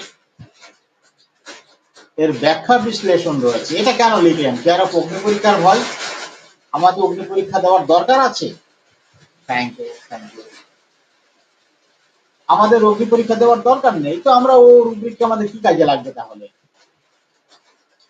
অবশ্যই কাজে লাগবে, আপনাকে ব্যাখ্যা বিশ্লেষণ করে বুঝতে হবে। ফিয়ার অফ অর্ডিল, অর্ডিল হচ্ছে অগ্নি পরীক্ষা। আপনাকে অগ্নি পরীক্ষা করে সতীত্ব প্রমাণ দিতে হবে। তো আগুনের মধ্যে আপনাকে হেঁটে যেতে হবে, আগুনের মধ্যে দিয়ে হেঁটে যেতে হবে, আগুনের মধ্যে দিয়ে হেঁটে গিয়ে আপনাকে প্রমাণ দেখাতে হবে যে আপনি সতী। তো এটা রূপক অর্থ রয়েছে, এর ব্যাখ্যা রয়েছে, এর ভাব ব্যাখ্যা রয়েছে। তো কেয়ার অফ অর্ডিনের ব্যাপারটা হচ্ছে রুগী পূর্বে কোন একটা রোগে খুব কষ্ট পেয়েছে, প্রচুর কষ্ট পেয়েছে। আমার কাছে একটা রুগী ছিল, যে রুগীটা বলেছিলেন আমি অপারেশন করতে রাজি নয় ডাক্তার বাবু,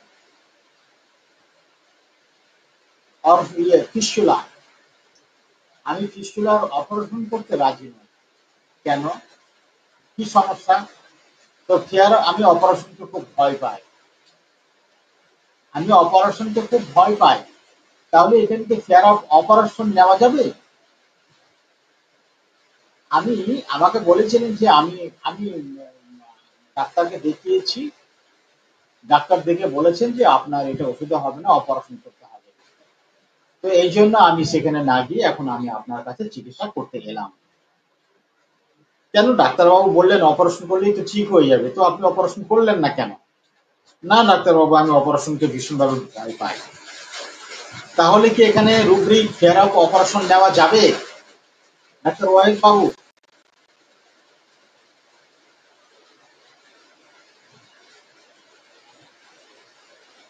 তাহলে ফেয়ার অফ অপারেশন নেওয়া যাবে না, এখনো কমপ্লিট হয়নি।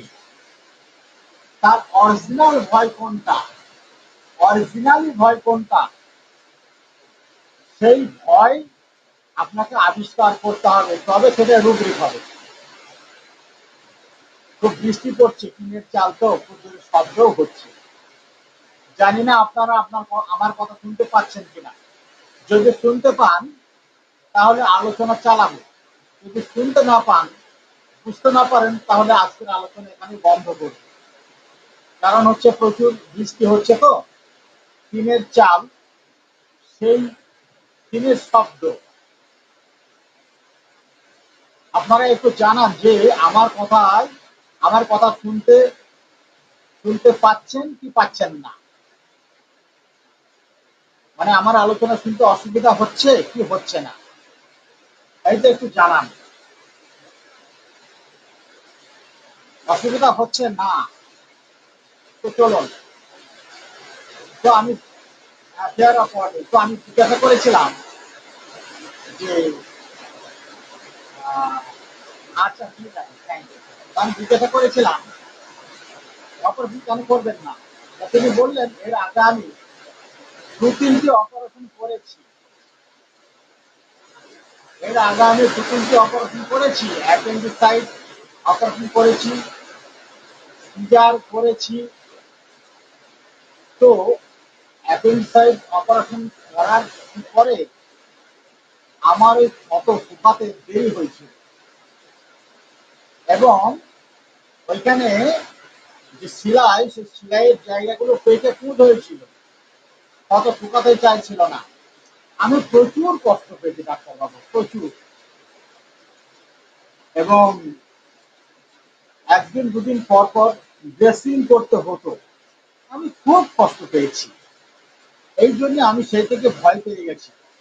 এখন আমি এত ভয় পেয়ে গেছি, অপারেশনের নাম করলেও আমি ভয় পেয়ে যাই, আমি ওই অপারেশন নাম নিই।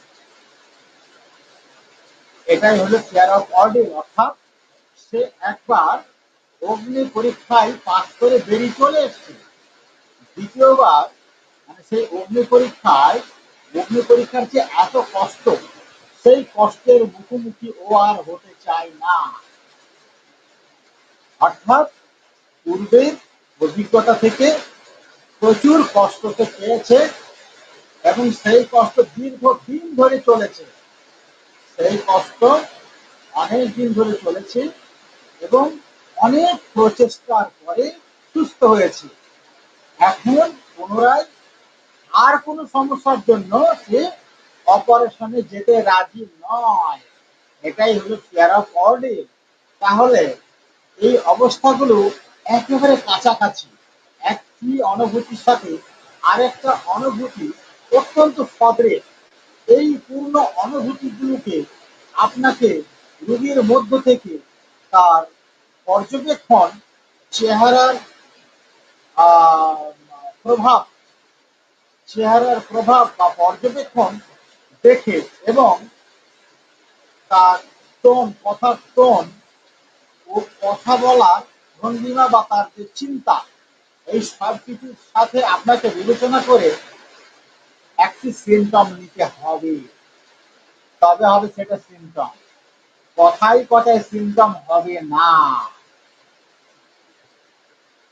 আর এটা কখনো ক্লাসিক্যালদের জন্য এক রকমের হবে আর মেন্টালদের জন্য আরেক রকমের হবে।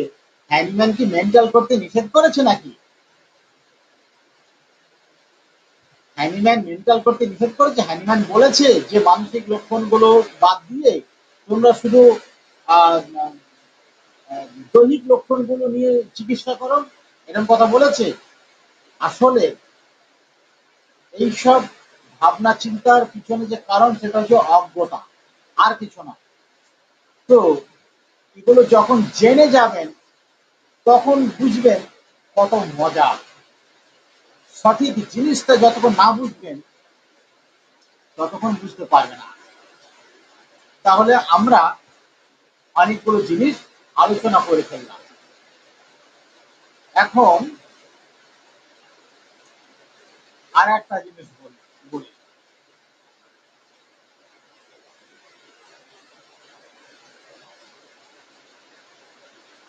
একটা রোগী তার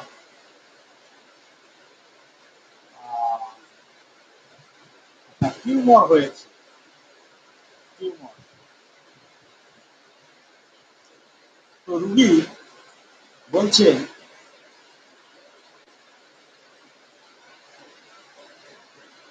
আমি অ্যালোপ্যাথি ডাক্তারের কাছে গেছিলাম, তিনি এটা দেখেছেন, দেখে বলেছেন যে এটা ওষুধ হবে না, অপারেশন করতে হবে। তো আমি অপারেশনকে খুব ভয় পাই, অপারেশন করতে চাই না। সেজন্য আমি দেখলাম যে হোমিওপ্যাথি চিকিৎসা করাই ভালো, তাই আপনার কাছে এলাম।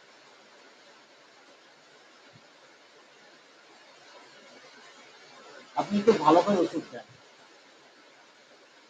যাতে এটা ঠিক হয়ে যায়।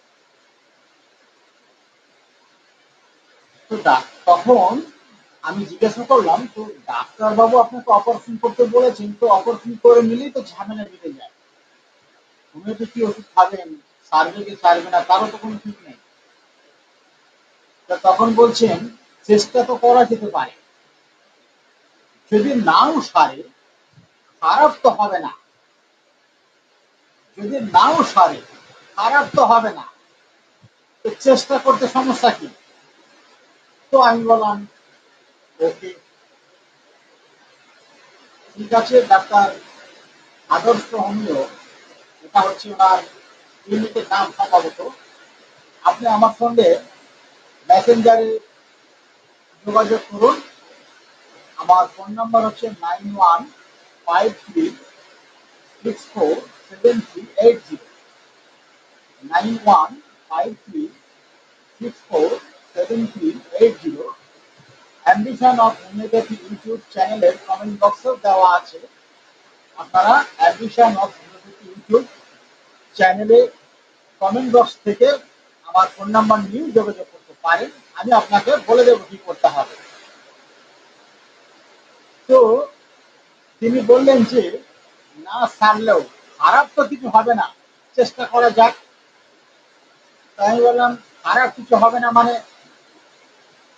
খারাপ কিছু হবে না এই ধারণা আপনার মাথায় কেন এলো? তো তিনি বলছেন আমার এক আত্মীয় তার পেটে টিউমার হয়েছিল, আমার এক আত্মীয় তার পেটে টিউমার হয়েছিল, তিনি অপারেশন করেছিলেন। তো অপারেশন করার পরে বায়োপসি করলেন, বায়োপসি করার পরে ক্যান্সার ধরা পড়ল। তো তারপরে তার ক্ষত আর ঠোকায়নি এবং মারা গেছে। আমি সেই ভয়ে আমি আর অপারেশন করতে রাজি নই। আচ্ছা আচ্ছা,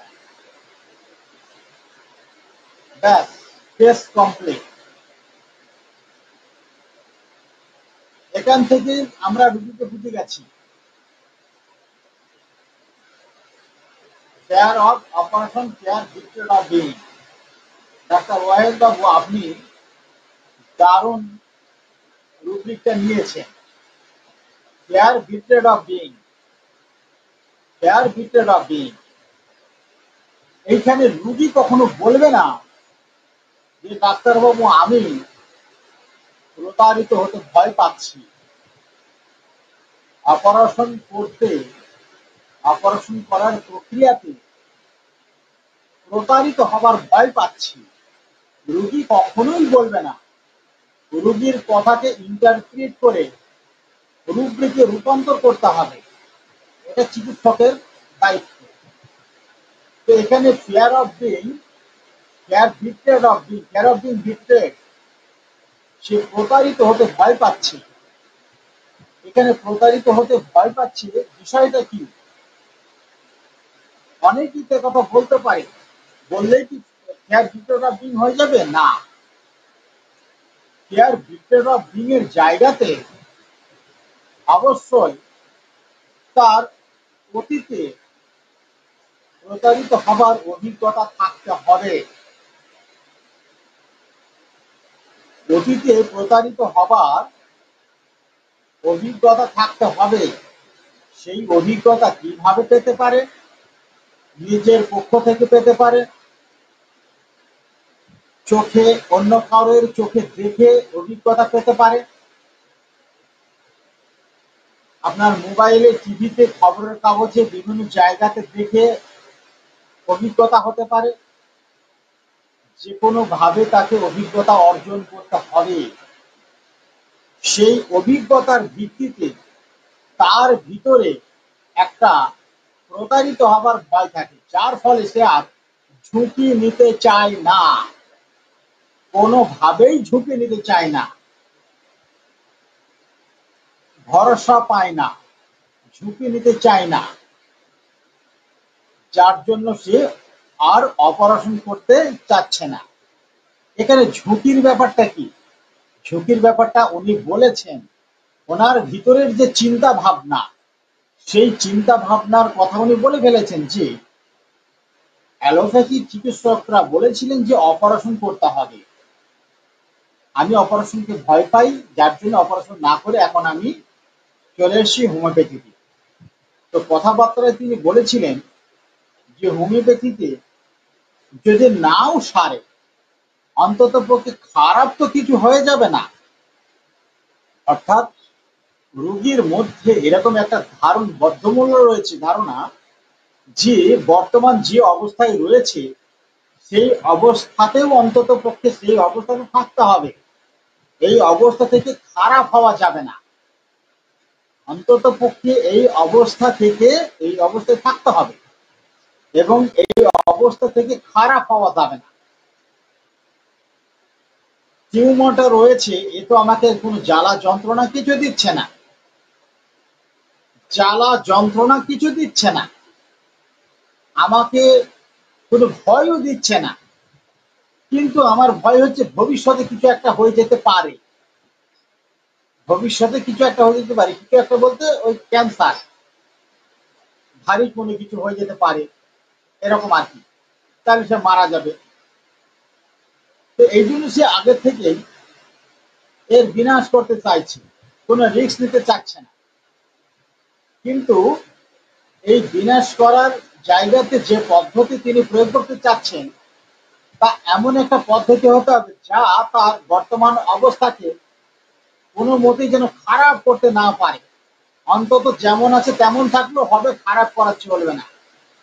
এই রকমের অবস্থা থেকে সে চিকিৎসা করবে, তাতে যদি উন্নতি হয় তাহলে তো মঙ্গল, আর উন্নতি না হলেও সমস্যা নেই, কিন্তু রিস্ক নেওয়া যাবে না।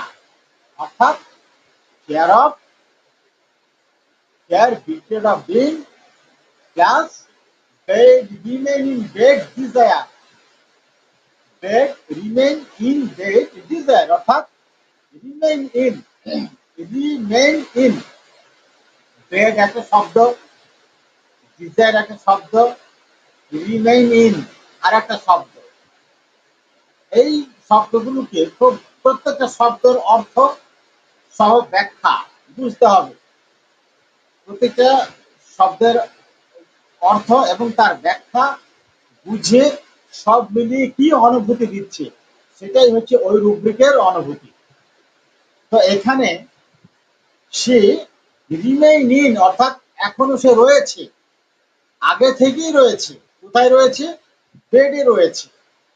আগে থেকেই সে বেডে রয়েছে, রিমেইন ইন, সে আগে থেকেই বেডে রয়েছে এবং সে ওই বেডে থাকতে চায়, এবং সে ওই বেডেই থাকতে চায়। বেড সে ত্যাগ করতে চায় না, ত্যাগ করতে চায় না ওই বেডে। Desire desire remain in bed, বেডে সে রয়েছে এবং ওই বেডেই সে থাকতে চায়, ওই বেড সে ত্যাগ করতে চায় না। এর সাথে সাথে বেড কি? বেড হচ্ছে একটা কমফোর্টেবল জোন, যেখানে সে নিরাপদে থাকে।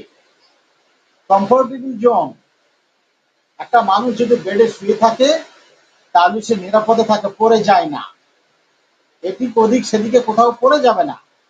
বেস অফ সাপোর্ট অনেক বেশি, ফলে সেখানে পড়ে যাবার বা অঘটন ঘটার কোনো সম্ভাবনা নেই।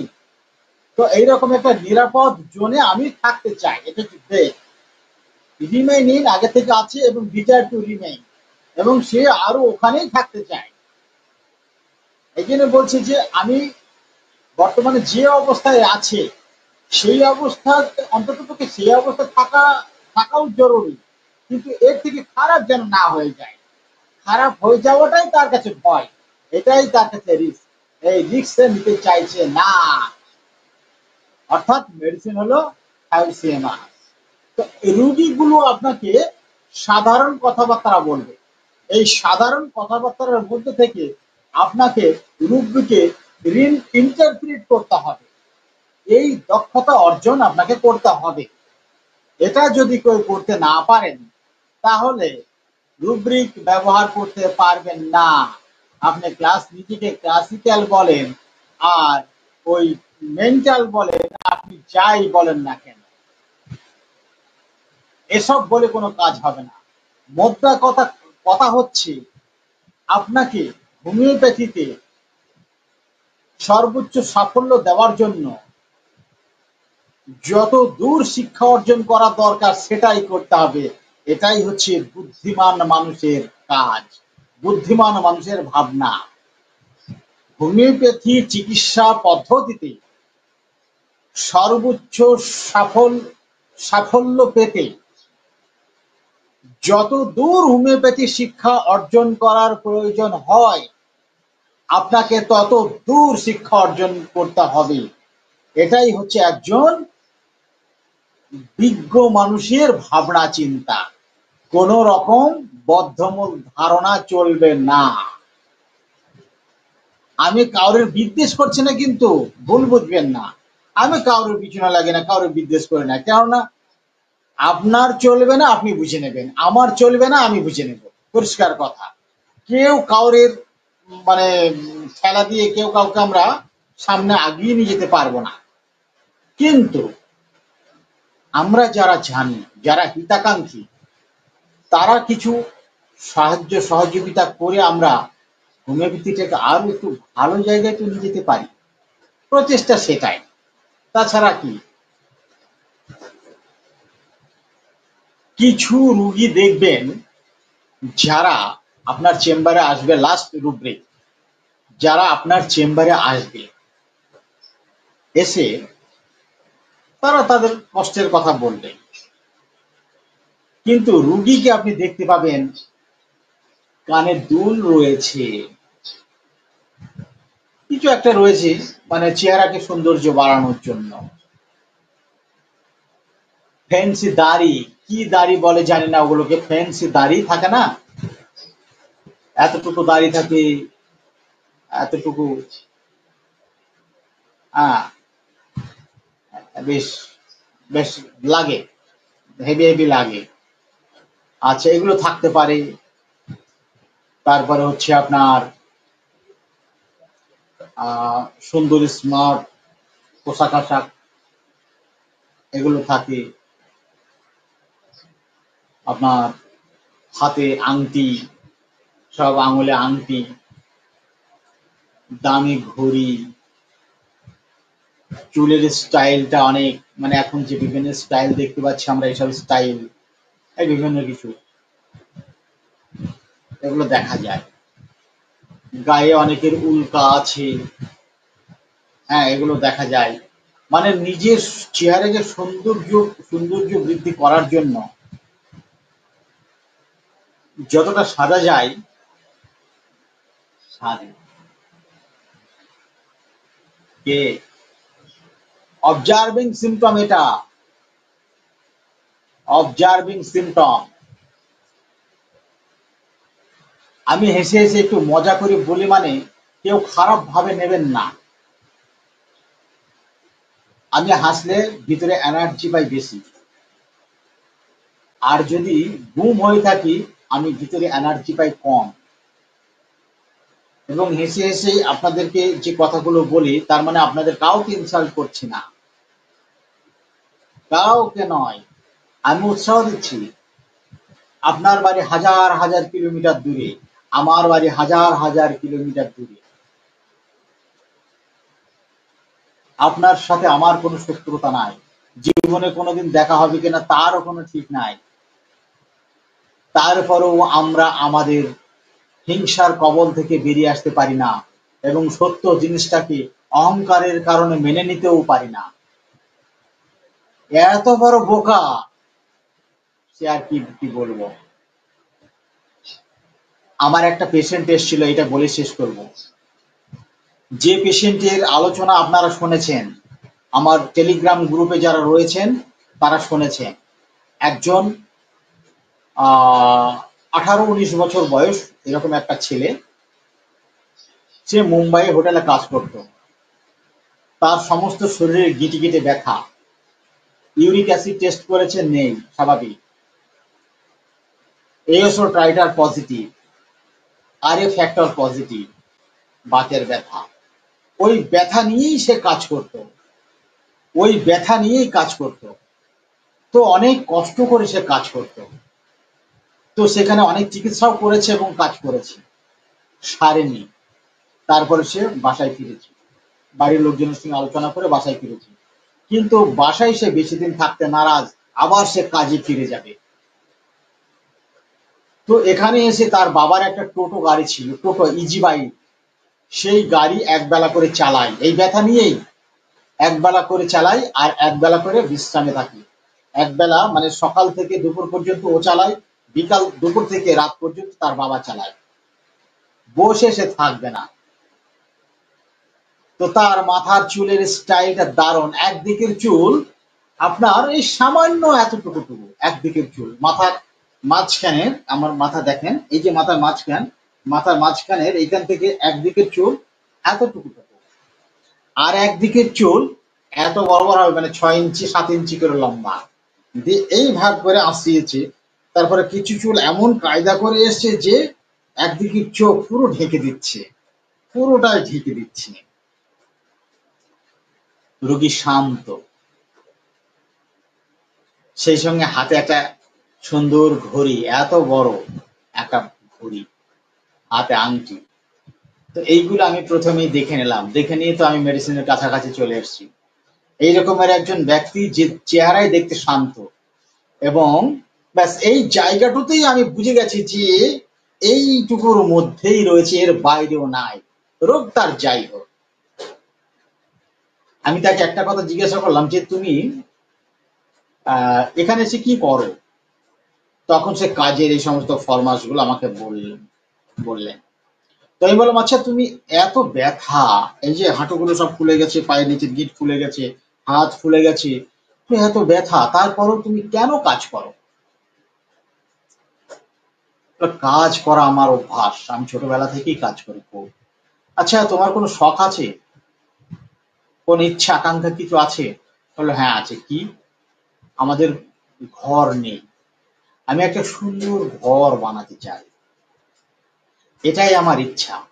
কিন্তু এই ব্যথা বেদনার জন্য আমি এখন কষ্ট পাচ্ছি খুব। পকেটিস নয়, পকেটিসটা আলাদা। আমি পকেটিস নিয়ে আজকে আর আলোচনা করবো না, কারণ অনেক বড় হয়ে যাচ্ছে ভিডিও। পকেটিসটা আলাদা, তার অনুভূতি সেন্সেশন আলাদা। তো ঘর বানাবা নাই? বলে হ্যাঁ, একটা সুন্দর দেখে ঘর বানাবো, তারপর আমি বৃথা করবো, তার আগে আমি বৃথা করবো না। তো এই জন্য আমার কাজ করার প্রতি প্রচুর ঝোঁক এবং জীবনে উন্নতি করতে হবে, এটা আমার প্রচুর ইচ্ছা। আচ্ছা, এই ব্যথা বেদনার জন্য মন মেজাজ কেমন? মন মেজাজ ভালো, তবে ব্যথা বেদনা যখন বাড়ে, যন্ত্রণা করে, তখন মেজাজটি একটু খিটখিটে হয়ে যায়। তখন চুপচাপ শান্তভাবে থাকি। কথাবার্তা বলতে ভালো লাগে না, চারিপাশে শব্দ হইচই হলেও ভালো লাগে না, একদম ভালো লাগে না। আচ্ছা আচ্ছা, তো তাহলে ব্যথা বেড়ে গেলে তখন কিভাবে থাকো? তখন আমি চুপচাপ থাকি, চুপচাপ শুয়ে থাকি, তখন কাজে যেতে পারি না, চুপচাপ থাকি। কিন্তু ব্যথা একটু কমলেই আমি আবার কাজে চলে যাই, যন্ত্রণা একটু কমলেই কাজে চলে যাই, আমি কাজ ছাড়া থাকি না। আচ্ছা, টাকা পয়সা নষ্ট করো কেমন? না, আমি খুব একটা নষ্ট করি না, যতটুকু প্রয়োজন ঠিক ততটুকু, তাছাড়া আমি নষ্ট করি না। রাগ মেজাজ কেমন? আমার রাগ নেই বেশি, মেজাজ শান্ত। কিন্তু ব্যথা বেদনা বাড়লে তখন একটু মেজাজটা খিটখিটে হয়। খিটখিটে হলে কি করো? কিছু করি না, চুপই থাকি। ব্যাস, আমি যা ধারণা করেছি তাই। এটা প্রিজুডিস নয়, এটা হচ্ছে এক্সপিরিয়েন্স। আপনাদের হবে, সবার হবে, এটা প্রিজুডিস নয়। আমি যা ধারণা করেছি সেটা নাও হতে পারতো, অন্য কিছু হতে পারতো, কিন্তু আমি যা ধারণা করেছি পূর্ব অভিজ্ঞতা থেকে, সেই জায়গায় চলে গেছি। আপনাকে মেডিসিন পড়তে হবে, মেডিসিন পড়ার কৌশল অবলম্বন করতে হবে, নাহলে মনে থাকবে না। কৌশল অবলম্বন করে পড়তে হবে, না হলে মনে থাকবে না, অসম্ভব ব্যাপার। আমি একটা না 2 দিন 3 দিন যদি কন্টিনিউ আলোচনা করি, মানে কোনো রকম না থেমে আমি সমস্ত মেডিসিনের পার্থক্য বলে দিতে পারি। মেন্টাল সেকশনের সমস্ত মেডিসিন অনর্গল, আমার দেখার লাগবে না, কোনো কিছু দেখার লাগবে না।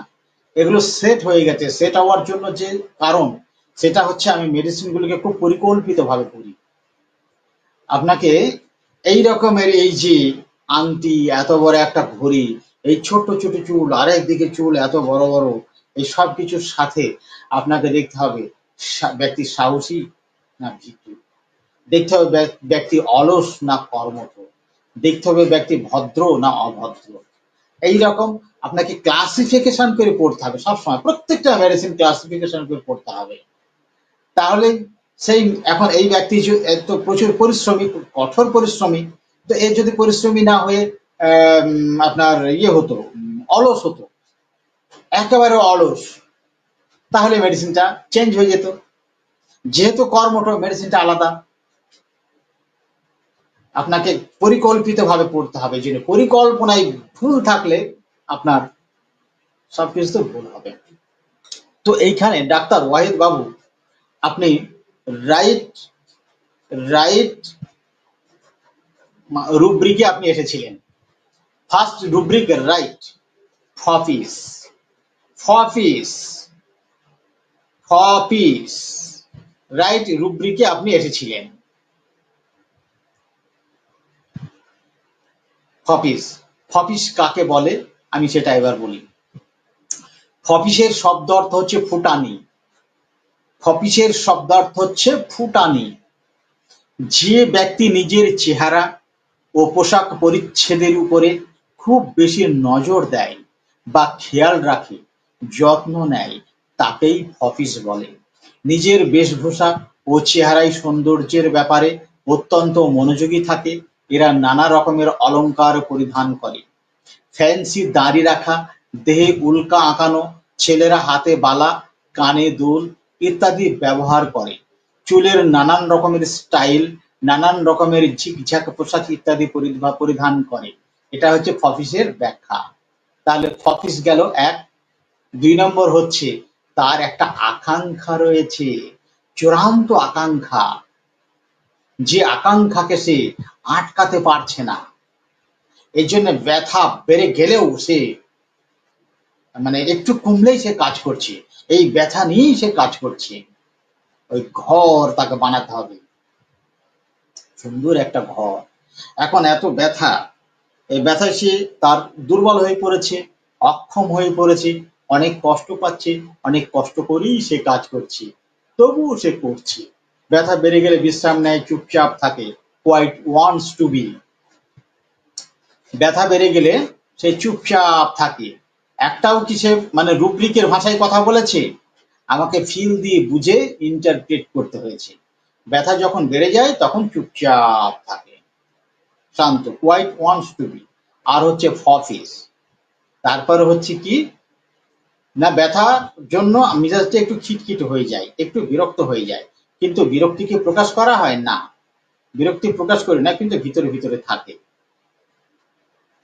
ইরিটেবিলিটি পেইন ডিউরিং, সুস্থ অবস্থায় তো তার এই বিরক্তটা থাকে না, তাহলে অসুস্থতার সাথে তার মনের এই পরিবর্তনগুলো এসছে। ইরিটেবিলিটি পেইন ডিউরিং, ব্যথার যন্ত্রণার সঙ্গে মেজাজ খিটখিটে বা বিরক্ত হওয়া। তারপরে কি হলো, সে কিছু বলে না, চুপচাপ থাকে। কেন? কাওয়ার্ডিস, কাওয়ার্ডিস, কিছু বলে না, চুপচাপ থাকে।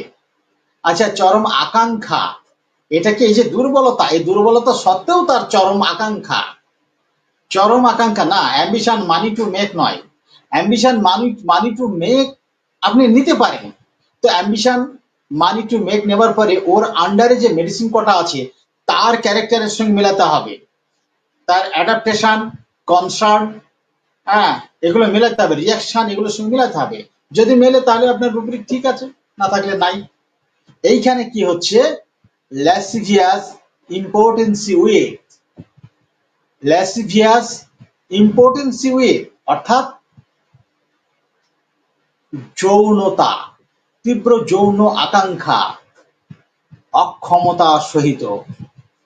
তো এখানে সে এখানে এখানে কি হবে, ল্যাসিভিয়াস লম্পট, ইম্পর্টেন্স উইথ, সে লম্পট কিন্তু অক্ষম।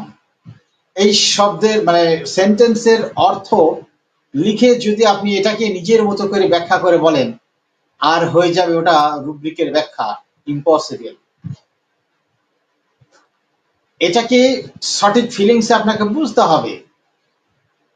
যৌনতা কি? যৌনতা হচ্ছে একটা তীব্র আকাঙ্ক্ষা, তীব্র মানুষের মানসিক আবেগ, যে আবেগকে সে কখনোই দমন করতে পারে না যতক্ষণ পর্যন্ত তা কার্যকরী না করে। কার্যকরী করার পর শান্তি, আহ, একদম শান্তি, তার আগ পর্যন্ত থামবে না। অর্থাৎ ওর একটা লক্ষ্য আছে, তীব্র আকাঙ্ক্ষা। এই যে আগে আমি বলেছি, মানসিক যে অনুভূতি, সেই অনুভূতিটাকে, সেন্সেশনকে আপনাকে উপলব্ধি করতে হবে। তার যে লক্ষ্য, সেই লক্ষ্যে পৌঁছাতে হবে, কিন্তু পায়ের ব্যথা ট্যাথার জন্য তাকে অক্ষম করে দিয়েছে। এই অক্ষমতার সঙ্গে ওই লক্ষ্যে পৌঁছানোর ইচ্ছা, এই যে প্রবল ইচ্ছা, তীব্র আকাঙ্ক্ষা, এটাই হচ্ছে ল্যাসিভিয়াস সেক্স ইত্যাদি। Absolutely right. আপনারা যারা যারা চায়না বলেছেন সবাইকে কংগ্রেচুলেশন। যারা আমার টেলিগ্রাম গ্রুপে যুক্ত রয়েছেন, আমি যখন টেলিগ্রাম গ্রুপের পেশেন্ট সরাসরি রিভিউ দেখাচ্ছিলাম, ফলো আপ দেখাচ্ছিলাম, সেই ফলো আপের সময় তার মা বলেছিল যে আমার ছেলে একদমই ভালো হয়ে গেছে, তো তার বিয়ে দেব, এখনো মুম্বাই যায়নি, তার বিয়ে দেব, দেখাশোনা চলছে। ওর মায়ের ছিল পলিপাস, আপনাদের মনে পড়ছে হয়তো, দেখেন যারা যারা আমার টেলিগ্রামে গ্রুপের আছেন তাদের মনে পড়ছে। ওর বোনের ছিল পলিপাস, বোন পলিপাস সেরে গেছে, ওর মার পলিপাসও সেরে গেছিল। আমি ওকে ওষুধ দিতে চাইনি, দেখেন আপনার মনে পড়ছে আপনাদের, আমি মহিলাকে ওষুধ দিতে চাইনি, আমি বললাম যে আমি ওষুধ দেব না। আপনি দুবার ওষুধ নিয়ে গেছেন, পলিপাস আউট, তো এই 6-7 মাস পরে কেন আপনি এলেন আবার ওষুধ দিতে? আমি আপনাকে ওষুধ দেব না। সারা জীবন যদি আপনি এইভাবে ওষুধ খান, সারবে না, সুস্থ হবে না। শেষে আপনি আমার বদনাম দেবেন যে হোমিওপ্যাথি ওষুধ খেলাম, সারলো না। তো তিনি অনেক কাকুতি মিনতি করলেন যে না, আর এটা করব না, আপনি আমাকে ওষুধ দেন। দেখেন, যারা ছিলেন সেদিন তাদের মনে পড়ছে, তারপর তাকে আবার ওষুধ দেওয়া হলো। তো আজকে এ পর্যন্ত। আলোচনা কেমন লাগলো আপনাদের জানি না। রুব্রিক এগুলো আপনাদের একটা ধারণা দিচ্ছি। আমি ফিজিক্যাল জানি, মানে আমাকে কেউ সালফার ভাববেন না, সালফার ভাববেন না। কারণ হচ্ছে একজন চিকিৎসককে সফলকামী হতে গেলে দূর শিক্ষা অর্জন করার দরকার, তত দূর তাকে শিক্ষা অর্জন করতে হবে। এইটা হচ্ছে শেষ কথা। আপনি মেন্টাল করবেন না ফিজিক্যাল করবেন, না ক্লাসিক্যাল করবেন, না কেমোথেরাপি করবেন, না আপনি জগা খিচুড়ি করবেন, কি করবেন সেটা আপনার ব্যাপার। আপনাকে রুগী সারাতে হবে, এটা হচ্ছে শেষ কথা। এই রুগী সারানোর দক্ষতা তৈরি করার জন্য যতদূর শিক্ষা অর্জন করার দরকার আপনাকে করতে হবে, এই হচ্ছে শেষ কথা। তো কেমন লাগলো আপনারা একটু কমেন্টের মাধ্যমে জানান। আর এই video ambition of homeopathy YouTube চ্যানেলে আপলোড করা থাকবে। Ambition of homeopathy YouTube channel যারা এখনো সাবস্ক্রাইব করেননি, যদি তাদের ভালো লাগে তো আপনারা সাবস্ক্রাইব করবেন, সেই সঙ্গে লাইক করবেন এবং কমেন্ট শেয়ার করে আপনারা সঙ্গে থাকুন। সেই সাথে আমার একটা চ্যানেল রয়েছে আপনার পে ক্লাস, অল্প কিছু ফিজ নেওয়া হয়, তার বিনিময়ে টেলিগ্রাম গ্রুপ রয়েছে। টেলিগ্রাম গ্রুপে সপ্তাহে একদিন করে ক্লাস করানো হয়। হোমিওপ্যাথি সম্বন্ধে ডিটেলস বিভিন্ন কিছু নিয়ে, কেস, মেডিসিন জার্নি, রুব্রিক, ব্যাখ্যা, নানান কিছু নিয়ে সব আলোচনা হয়। প্র্যাকটিক্যাল, টোটালটা প্র্যাকটিক্যালি আলোচনা হয়। তো যারা যদি কেউ আপনারা টেলিগ্রাম গ্রুপে ক্লাস করতে ইচ্ছুক হন, আমার সঙ্গে যোগাযোগ করবেন। আলোচনা কেমন লাগলো কমেন্টের মাধ্যমে একটু জানান। ভিডিওটা অনেক বড় হয়ে যাচ্ছে, এই জন্য বন্ধ করে দেবো। ডাক্তার আরমান হোসেন বলছেন খুব সুন্দর আলোচনা, স্যার থ্যাংক ইউ। আর যারা রয়েছেন তাদের মনে হয় ভালো লাগেনি, জি মনে পড়ছে স্যার, হ্যাঁ ঠিক।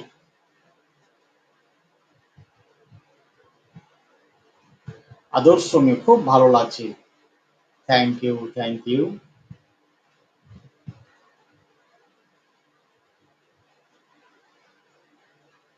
তো ঠিক আছে, আপনারা কমেন্টের মাধ্যমে জানান আলোচনা কেমন লাগলো।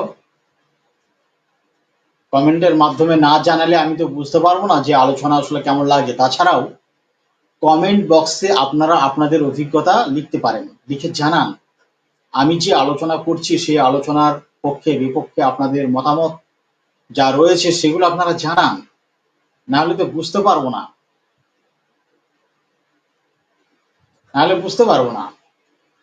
আমান আমান, ডাক্তার আব্দুল আওয়াল, ভালো লাগে, very good sir, thank you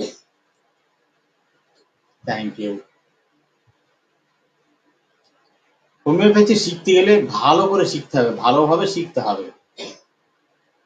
একজন ভালো চিকিৎসকের, ভালো শিক্ষকের সংস্পর্শ পেলে হোমিওপ্যাথি ভালোভাবে শেখা যায়। কিন্তু সেই মানে অন্ধ হয়ে অন্ধকে যদি বলি পথ দেখান, তাহলে তো পথ দেখানো সম্ভব নয়, কেউই পারবে না পথ দেখাতে। এই জন্য যদি কেউ আপনাদের কাছে ভালো মনে হয়, আপনারা সেখানে শিখুন, ভালোভাবে শিখুন। তো ঠিক আছে, শুভরাত্রি। পরবর্তীতে আবার পরবর্তীতে লাইভে আপনাদের সঙ্গে আবার দেখা হবে। ততদিন আপনারা সুস্থ থাকুন, ভালো থাকুন।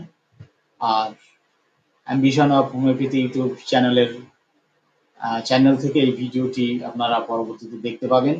সেখান থেকে দেখবেন মন চাইলে, এবং আপনারা আপনাদের মতামত বা কোনো কিছু বলার যদি থাকে বা কোনো উপদেশ পরামর্শ দেওয়ার থাকে, তবুও কমেন্ট বক্সে একটু লিখে সহায়তা করবেন। ভালো থাকুন, সুস্থ থাকুন, শুভরাত্রি।